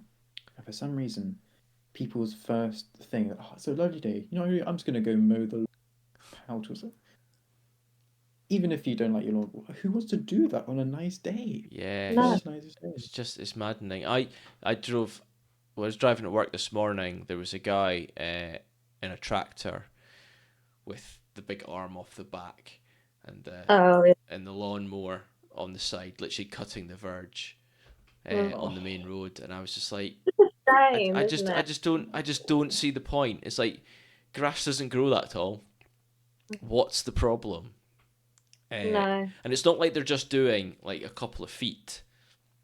They're doing the whole verge. And I went, Oh, and then when I got home today, when I left in the morning, everything around me had long grass. I got home this morning and the lawnmowers had been out, and it looks terrible. Yeah. You know what I mean? They haven't raked up after themselves. They haven't cut everything to the same length.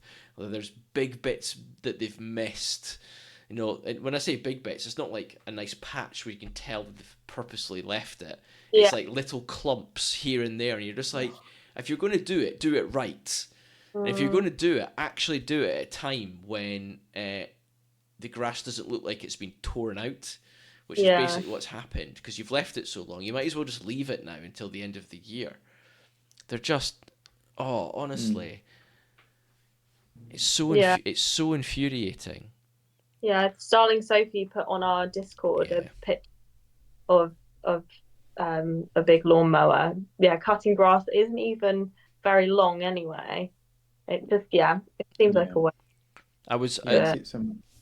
I watched a really good video by Joel Ashton, who's the Butterfly Brothers, Oh yeah. the bit we've got. So Joel Ashton's got a YouTube channel, and he was talking about No More May, Mm. and I watched that, and he was like, if you're going to do it, you've got to do it, and it's not just May. You've got to do it all summer. It should be a no more summer, because if you do it in May, what will happen is everything will move into your lawn, and you'll get speckled with butterflies, you'll get ladybugs, you'll get all this stuff that moves into your lawn, makes it its Yeah. home, its hunting ground, all that kind of stuff. It'll start laying eggs in there. Caterpillars will pop out. We'll start feasting on those grasses, all this kind of stuff. And then on the 1st of June, you go, okay, I've done my bit for wildlife now. I'm going to go out and mow the lawn. And then you just Yeah. completely destroy that. Yeah. The habitat you've just kind Yeah. of allowed to grow. Yeah. Mm. And it's That like, that so, is a good point. so, Yeah, that's so a good point. So you've got two options here. Either you do it or you don't do it. Yeah. Okay, Yeah. so if you're going to mow the lawn, mow the lawn. Always mow the lawn. Don't let it grow for a month and then do it. Just constantly mow the lawn. Okay, do what you normally do. If you are going to do it, make sure you do it. And you literally, I cut my lawn in my back garden once a year, and I don't do it any other time. I do it once a year. I do it in October. You can do it in September if you want to. That's about the earliest you can. But I normally do it in October. I rake it up, I put it onto the compost heap, and then that's it. You know what I mean? I don't have to do anything else. And it's so lightweight. And I don't have a motorized what do you call it, a motorized lawnmower. I've got a push lawnmower, and my lawn's quite big, so it takes a while to get through. But it's great. I saw a sign on Twitter earlier. Weed killer has been applied, which is harmful to animals, with pic of a dog and cat on the front. Poor wildlife of all types. Yeah, it's just. But unfortunately, that's the only way people listen, isn't it? And they can register some things because they're going, "Oh, it's harmful to my dog and cat." It's like we were talking about fireworks. The only reason there was silent fireworks is because people's dogs were getting upset, not because of Yeah. wildlife. So yeah. Yeah, it's like people have their dogs running out on these like heathlands, which are really great for adders, and then people only put their dogs on these like, oh, could get your dog. Oh, okay, no. Yeah. I don't Yeah. want a dog to go. Like, Make. Yeah, they're just like even today, like you can go to you can move away from stuff like that, and you can talk about other things with people, and they're making a decision. It's like I went out, so we've got a nice seating area outside the cafe, and I went out, and somebody had like finished their coffee, and it was in a takeaway cup, and they had all the packets of sugar that they'd opened and poured in sat on the table outside. So it's windy, so all that stuff can blow away. Okay, sat on the table with their empty coffee cup next to it. And I went over and I picked it all up. And I just turned around to a couple and went, I despair with humanity sometimes. There's a bin not 2 meters away. You could literally pick that up and put it in the bin. But no, people don't do that. People expect somebody else to do all the hard work for them. And of That's not course, even hard of course, work. when I'd said that, Bare minimum of work. yeah, Yeah. of course, when I said that, the people who I'd said that to made sure that they put stuff in the bin. Yeah. They're looking at just Andy through the window. Yeah. I've got another personality for Andy. Andy, the dustbin. He can just be dressed as a big dustbin and be like, just, I'm here. I'm just here. Use me. Don't I, dump me on the floor. I'm here. I'm the kind of guy that just will say what's in his head. And like there was another one on Monday. We were so busy on Monday, and like it was about half an hour wait for food. Really? And like we weren't cooking off portions of chips, we were cooking off bags of chips at a time to get out, and it was honestly it was just mad.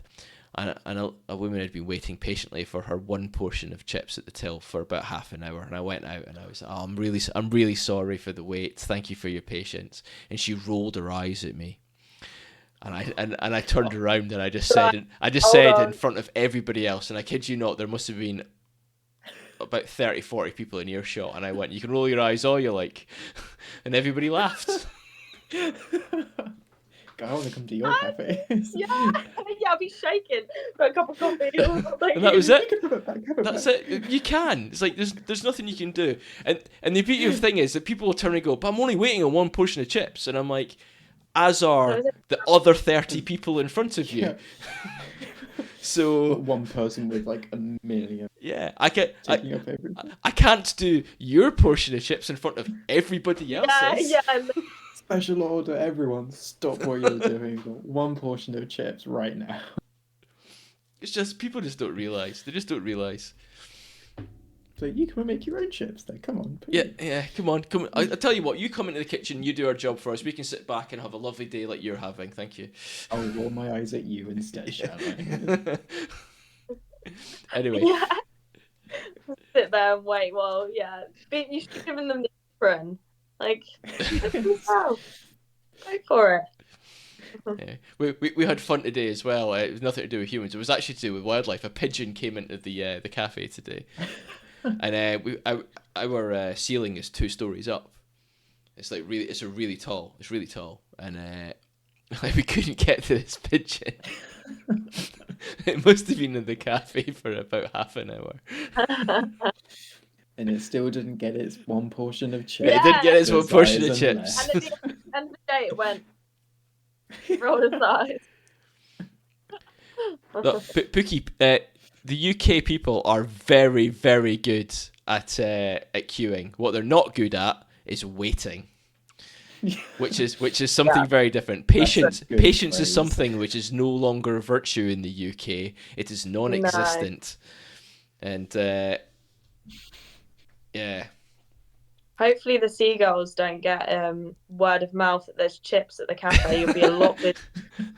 God, can you imagine? She rolls her eyes. Finally got my chip. She goes out and then comes and grabs. She's like, no. That'd be goes brilliant. back. Can I have the chips? That'll be half an hour. Like, oh god. Let's make a seagull army to attack ungrateful people with the chips. That would make me so happy. But they took my chips. I'm like, oh.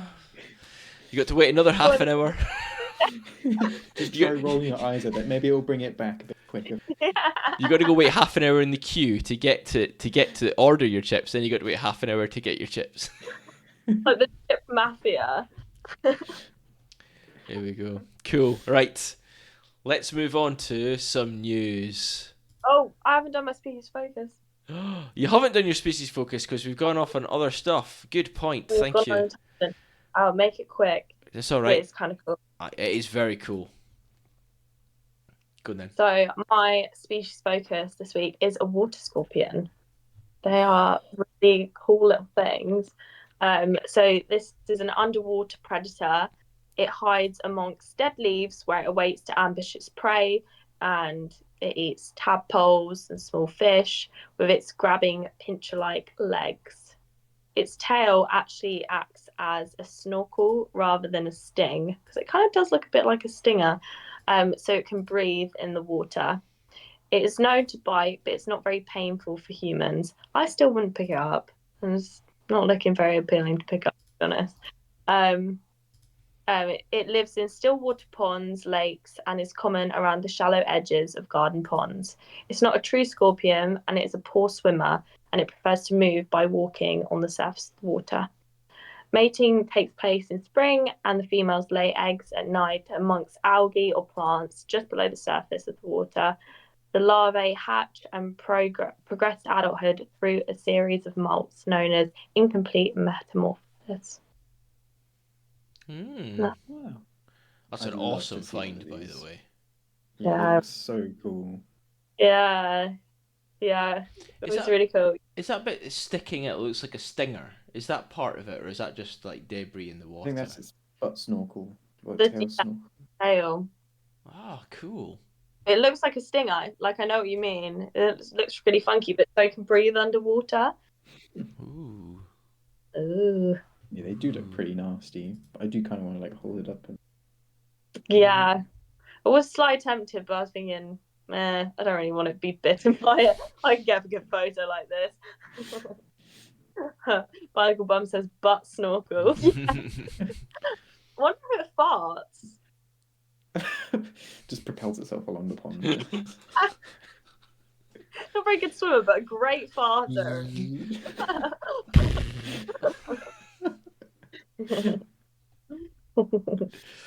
Awesome. That's so cool. I posted a picture of one on land a while back. Oh, that's cool, Pookie. We'll have to go Yeah, I back and remember try and that find one. that. You remember that? We were wondering if they come out on land a lot. Mm. Nice. I have to go look for one of these. Yeah. Maybe I'll get them in my pond when I You could finally get- dug it out. God, Yeah. soon. I'm gonna have to take a whole week off just to dig a hole. Yeah, you're gonna be knackered. The thing with my garden as well, though, it's on a slope, so I've got to whatever I dig out, I've got to mound up on the other side to try and give myself that level cup. So I'm going to end up having a for a while, and then it'll be filled with water, and then it'll kind of go water and then down. So yeah, I've seriously got to think about how I do this. It's going to be challenging. Put the pond in a place of the bluebells since you're digging them there anyway. I've got so much other stuff in amongst the bluebells, the barnacle bum. I've also got snakehead fritillaries there. I've got lots of primrose, cowslip. That's right next to an apple tree that I planted. So that's kind of not. Busy garden. I've got honestly, man, so much stuff in my garden. Some of it's going to have to come out, like the bluebells, for example. But there's a few other bits. I realised the other day that I've got a hawthorn in my garden already, which I think is self-seeded. nice. Because of where it's positioned, you would never put a hawthorn, because it's right next to the gate into the in the allotment area. So at some point, what's going to happen is it's going to grow across the path, and I'm going to have to push my way through a hawthorn bush to get into the allotment area. Ow. So I'm just going to have to trim it a specific way, because the beauty of hawthorn is you can cut it, and it just keeps coming. So you can shape it into whatever you I want. can do with it what I like, which would be great. So yeah, lovely.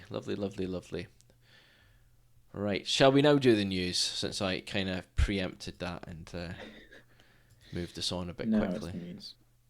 Shall I go first? Yes, we'll let you go first. I'll go first. Bit of a quick one. So a recent article from Bird Guides, I found this one, saying wildfowl on the wane as we become mild. So fewer ducks, geese, swans, and wader species are travelling to the UK. Milder conditions continue to define the season across Northern Europe, according to a newly published report. The UK is host to internationally important numbers of wintering waterbirds, and the long-standing Wetland Bird Survey and monitoring programme provide essential data that inform decision makers when considering conservation measures for these birds. But the BTO's wet birds waterbirds, in the UK 2022 and 23 report shows that many species are altering behaviours in response to warmer winters. Historically, harsh conditions in northern and eastern Europe would see huge numbers of birds migrate to the UK to make the most of the relatively weather experienced here. But as the climate warms, previously frozen landscapes become increasingly accessible in the winter months, and significant numbers of birds are now staying closer. This is a phenomenon known as stopping. Those that do still make the journey across the North Sea spend the winter are often arriving later and leaving earlier, therefore staying here for much shorter periods. This has become increasingly noticeable in such species as Buick swans, which have declined by 96% in the last 25 years, while common goldeneye numbers have halved and dunlin have dropped by a third. Although 2022 and 2023 were the two warmest years on record in the 2022 to 2023 winter was something of a mixed bag. So a notable cold snap ensued in December, which was followed by a period of milder weather, tumble briefly in mid-January, and the late winter period was otherwise remained mostly mild and settled. So as a consequence, there appeared to be little major cold weather related movement of wildfowl and waders. Once again, many species remained on the coast. The survey also revealed that other familiar birds, such as Eurasian coot, are being affected by milder winters. UK coot populations comprises both residents which breed here and continental birds which join them for the winter. While research suggests that there has been a decline in our breeding, there's also been a notable reduction in wintering birds. So I'll stop there for that one, but just interesting. Yet another thing which the climate or changing climate has altered with our ecosystems. That is crazy to think, isn't it? Like, just the change in the climate having an impact on what happens with all these different species. Because just because they've always come here doesn't mean they always will come here, I suppose, is the bit that we've got to realise. Yeah, because we had, was it last winter or the winter before? Like, not the one just now, but I think the one before that. We had really mild winter.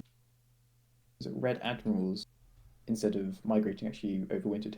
Like a 400% increase. So it's interesting to have kind of flipped the other way. Birds that would come here for winter aren't coming here for as long. It's interesting to think it's not just one way, both ways, and every other way. It's all interlinked. Yeah, it's just crazy, absolutely crazy. Yeah, there's gonna be a lot of changes in the next how many years? Yeah. Yeah. And it's going to happen. It's going to happen fast as well. So it's not going to be like growing up. Yeah, I always heard about climate change, or it was called global warming at the time, and which is probably the wrong term to use, which is why they've changed to climate change, isn't it? But I always got the impression that if it happened, it was going to be a slow process. Now living through it, it's so much quicker. Even in my lifetime, I can actually remember what it was like earlier in my lifetime to now, which is scary. And I mean, 20 it's or like, so years. I was having a conversation with one of the staff at work today, and I was like, growing up, so when I was a kid, I was running around in the parks and whatnot as a teenager. Like 20 degrees, if it hit the 20s where I grew up, it was classified as a heat wave. Nowadays, like 20 degrees is cool. Like it's 20 degrees now. You know what I mean? It's going to hit 23 this weekend coming. Yeah. And you're like, okay, and that's only May. And that's May. So what's it going to, like a couple of years ago we had 43 degrees. 43 degrees in the UK. It's not the first time it's happened, but it's just mad. It's just maddening. But there we go. According to some, it's just weather. But anyway, moving on.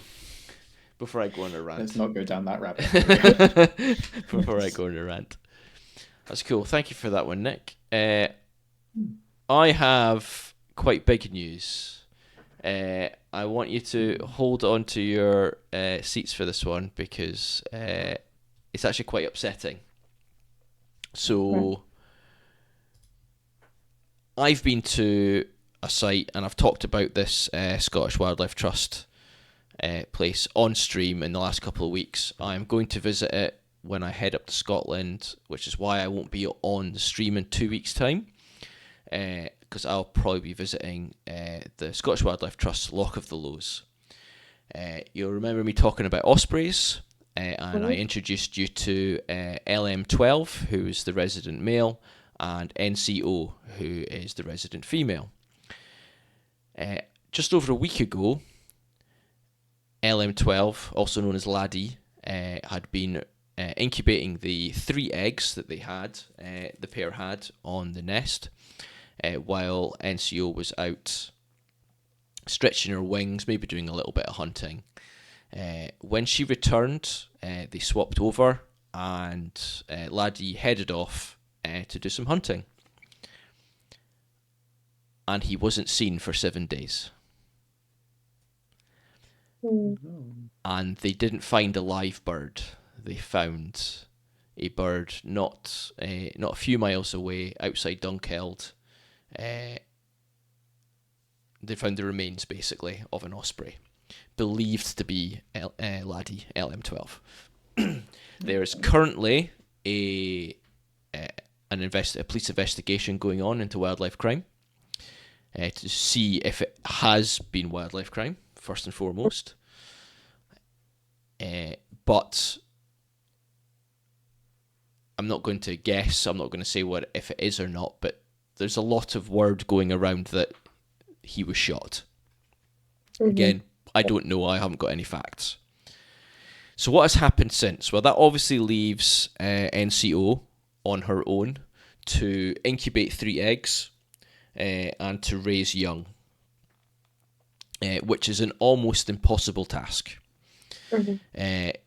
She relies very much on the male. So female ospreys rely heavily on the male to hunt and bring them food as they incubate.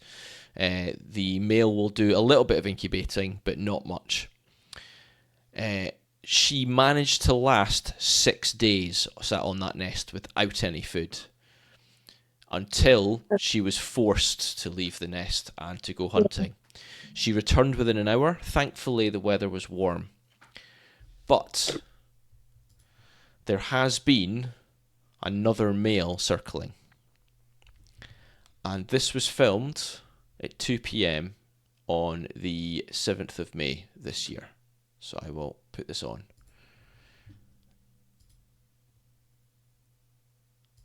So these are the 3 eggs that you see on the nest. And this is a different male.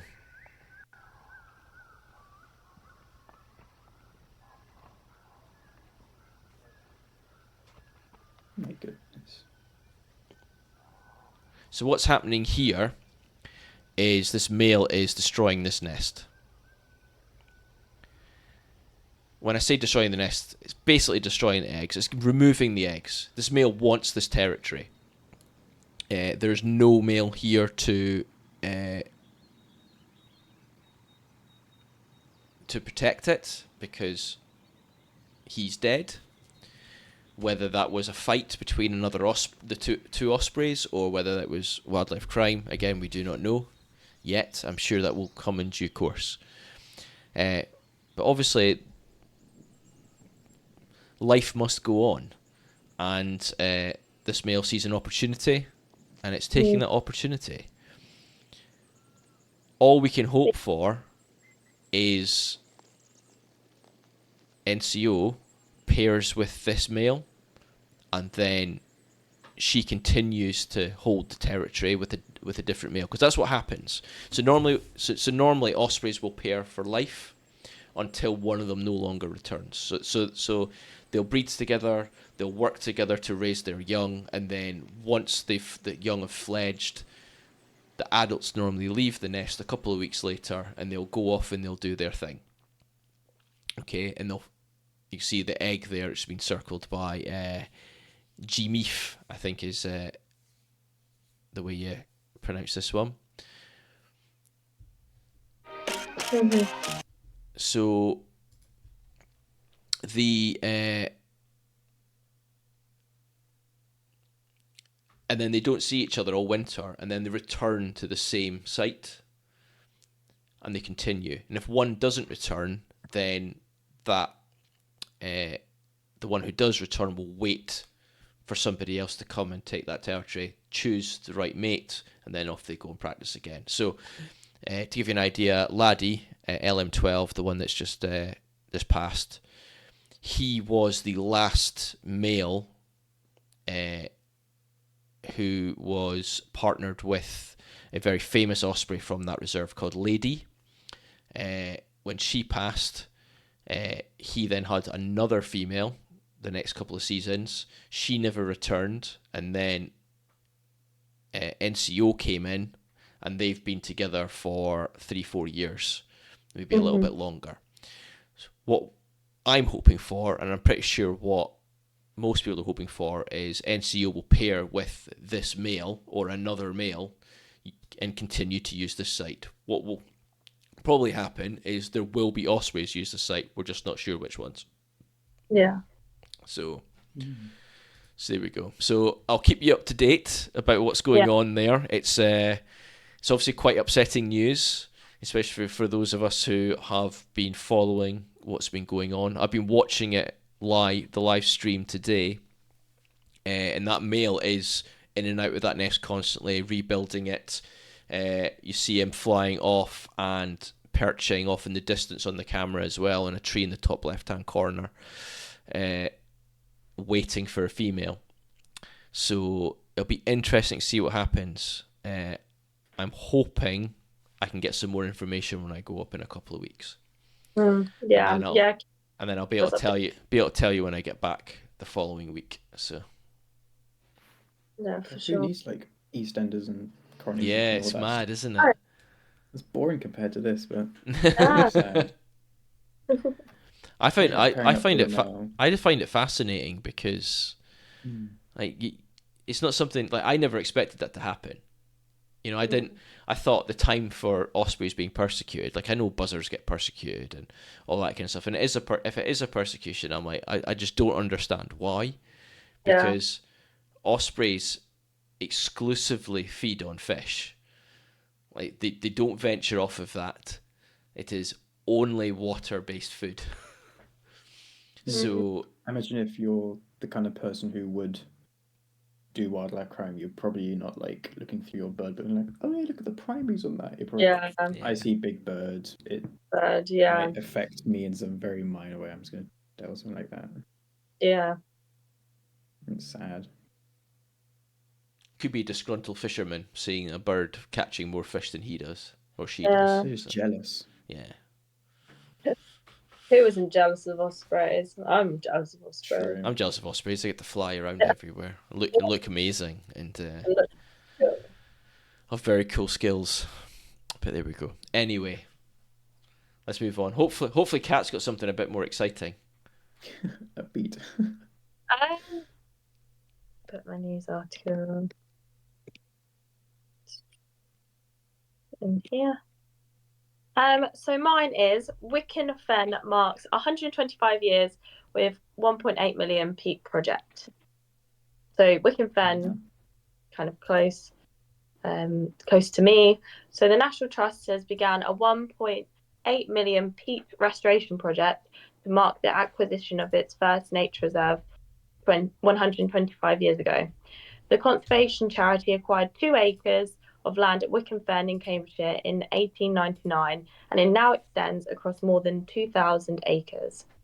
It plans to restore 531 acres of peat and a vital carbon source at the site to retain rainwater and manage water tables to create saturated, healthy peat.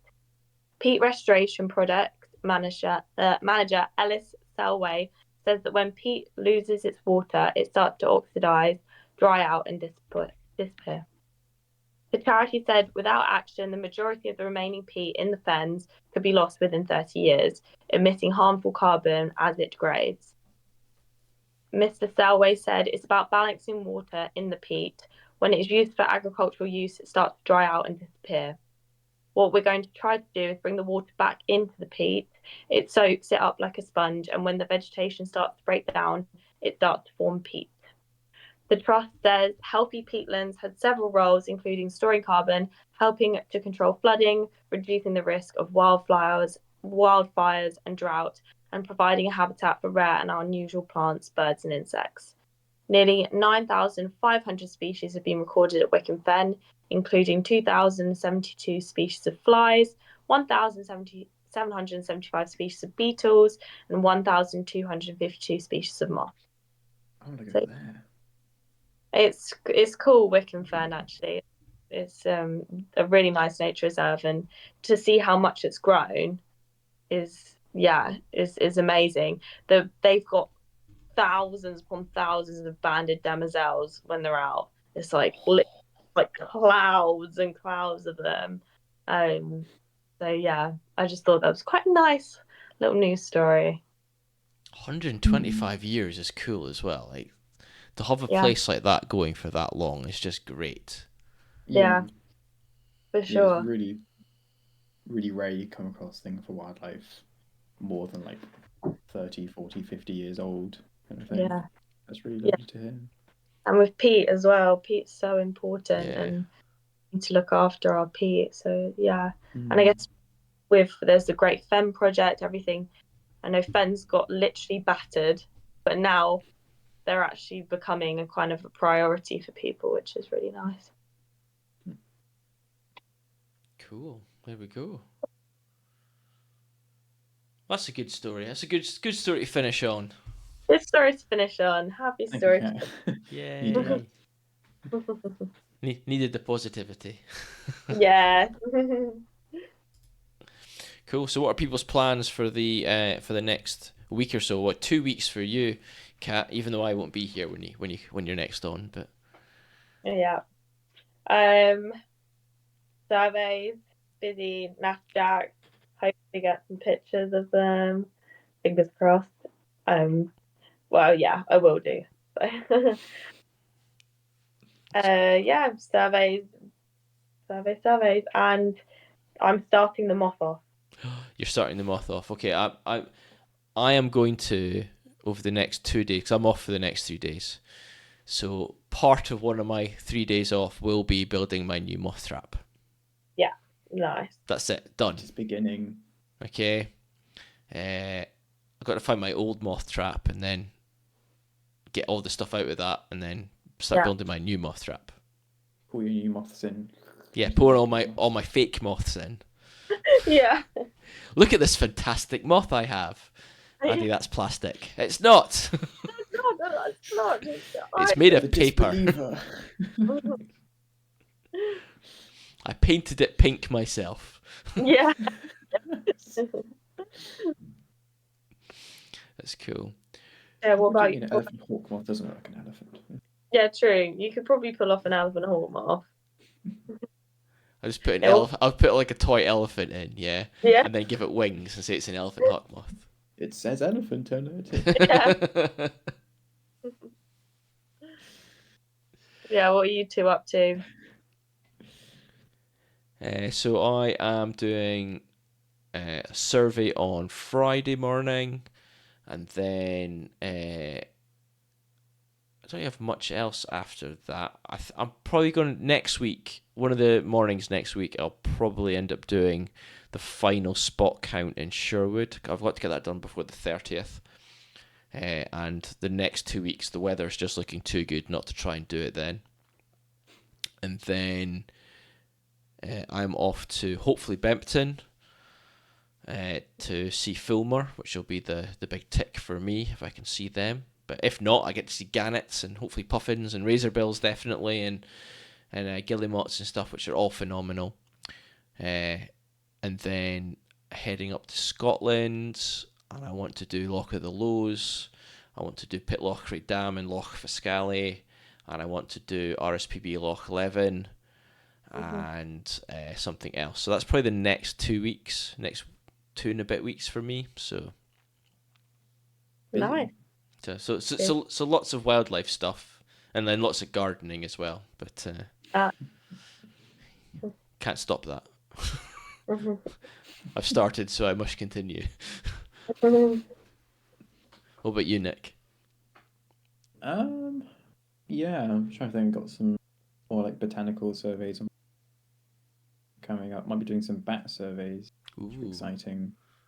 Got a few more breeding bird surveys to do, and then just who knows what else I'll see. Such good weather. Plenty Yeah. of moths, hopefully. Definitely try and get out. Nice. Yeah, you just got Well, big things from us then these next coming weeks. Got a lot of talk. a We need lot. to, Mhm. yeah. A lot, a lot, a lot, a lot, a lot. It's going to be exciting. Exciting. It's going to be great. I do like Bird Chris's comment of just trying to sneak one fake moth in, Yeah, if we notice. just to see if we notice. Like, Yeah. that's an unusual looking moth. Yeah. Ooh, invasive? Question mark.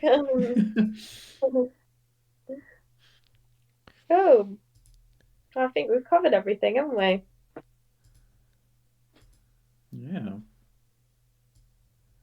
I think we have. It is late. It's 10 o'clock. It is almost 10 o'clock, Oh my and gosh. of course, we're going to finish off. Oh, we had lots of Don Chorus stuff to talk about, We to did. listen to, and things, didn't we? And 20 plus of Nick's images. So. All very cool, I must add, but an awful lot of content there, which goes to show how much variety there is out there. For sure. It should be amazing. Cool. So we're going to finish off with the full video from my Dawn Chorus. It's about 8 minutes long, roughly. I hope you enjoy. Myself and Nick will be back next week. Hopefully talking about any bird surveys we've been on and what we've been able to see. Thanks, Bird Chris. And then in 2 weeks' time, it'll be Nick and Kat, and we will have Lakshmi back producing, which will be fantastic. Yay. Very, very cool. She has returned from India. I'm sure it was India she was in. And she's about to take over some producing roles, so it gives me a bit of a break from doing some things, and hopefully I can get out in the garden soon and do a stream from the garden. Maybe do that in June. That'd be quite cool. Yeah. So yeah, awesome. Right, shall we head off then? Cool. Yeah. Thanks for tuning in. The bird song. Yeah, listen to bird song. And lovely bird song. Yeah. Thanks everybody. We'll see you next week. Have a great one. Bye. Bye.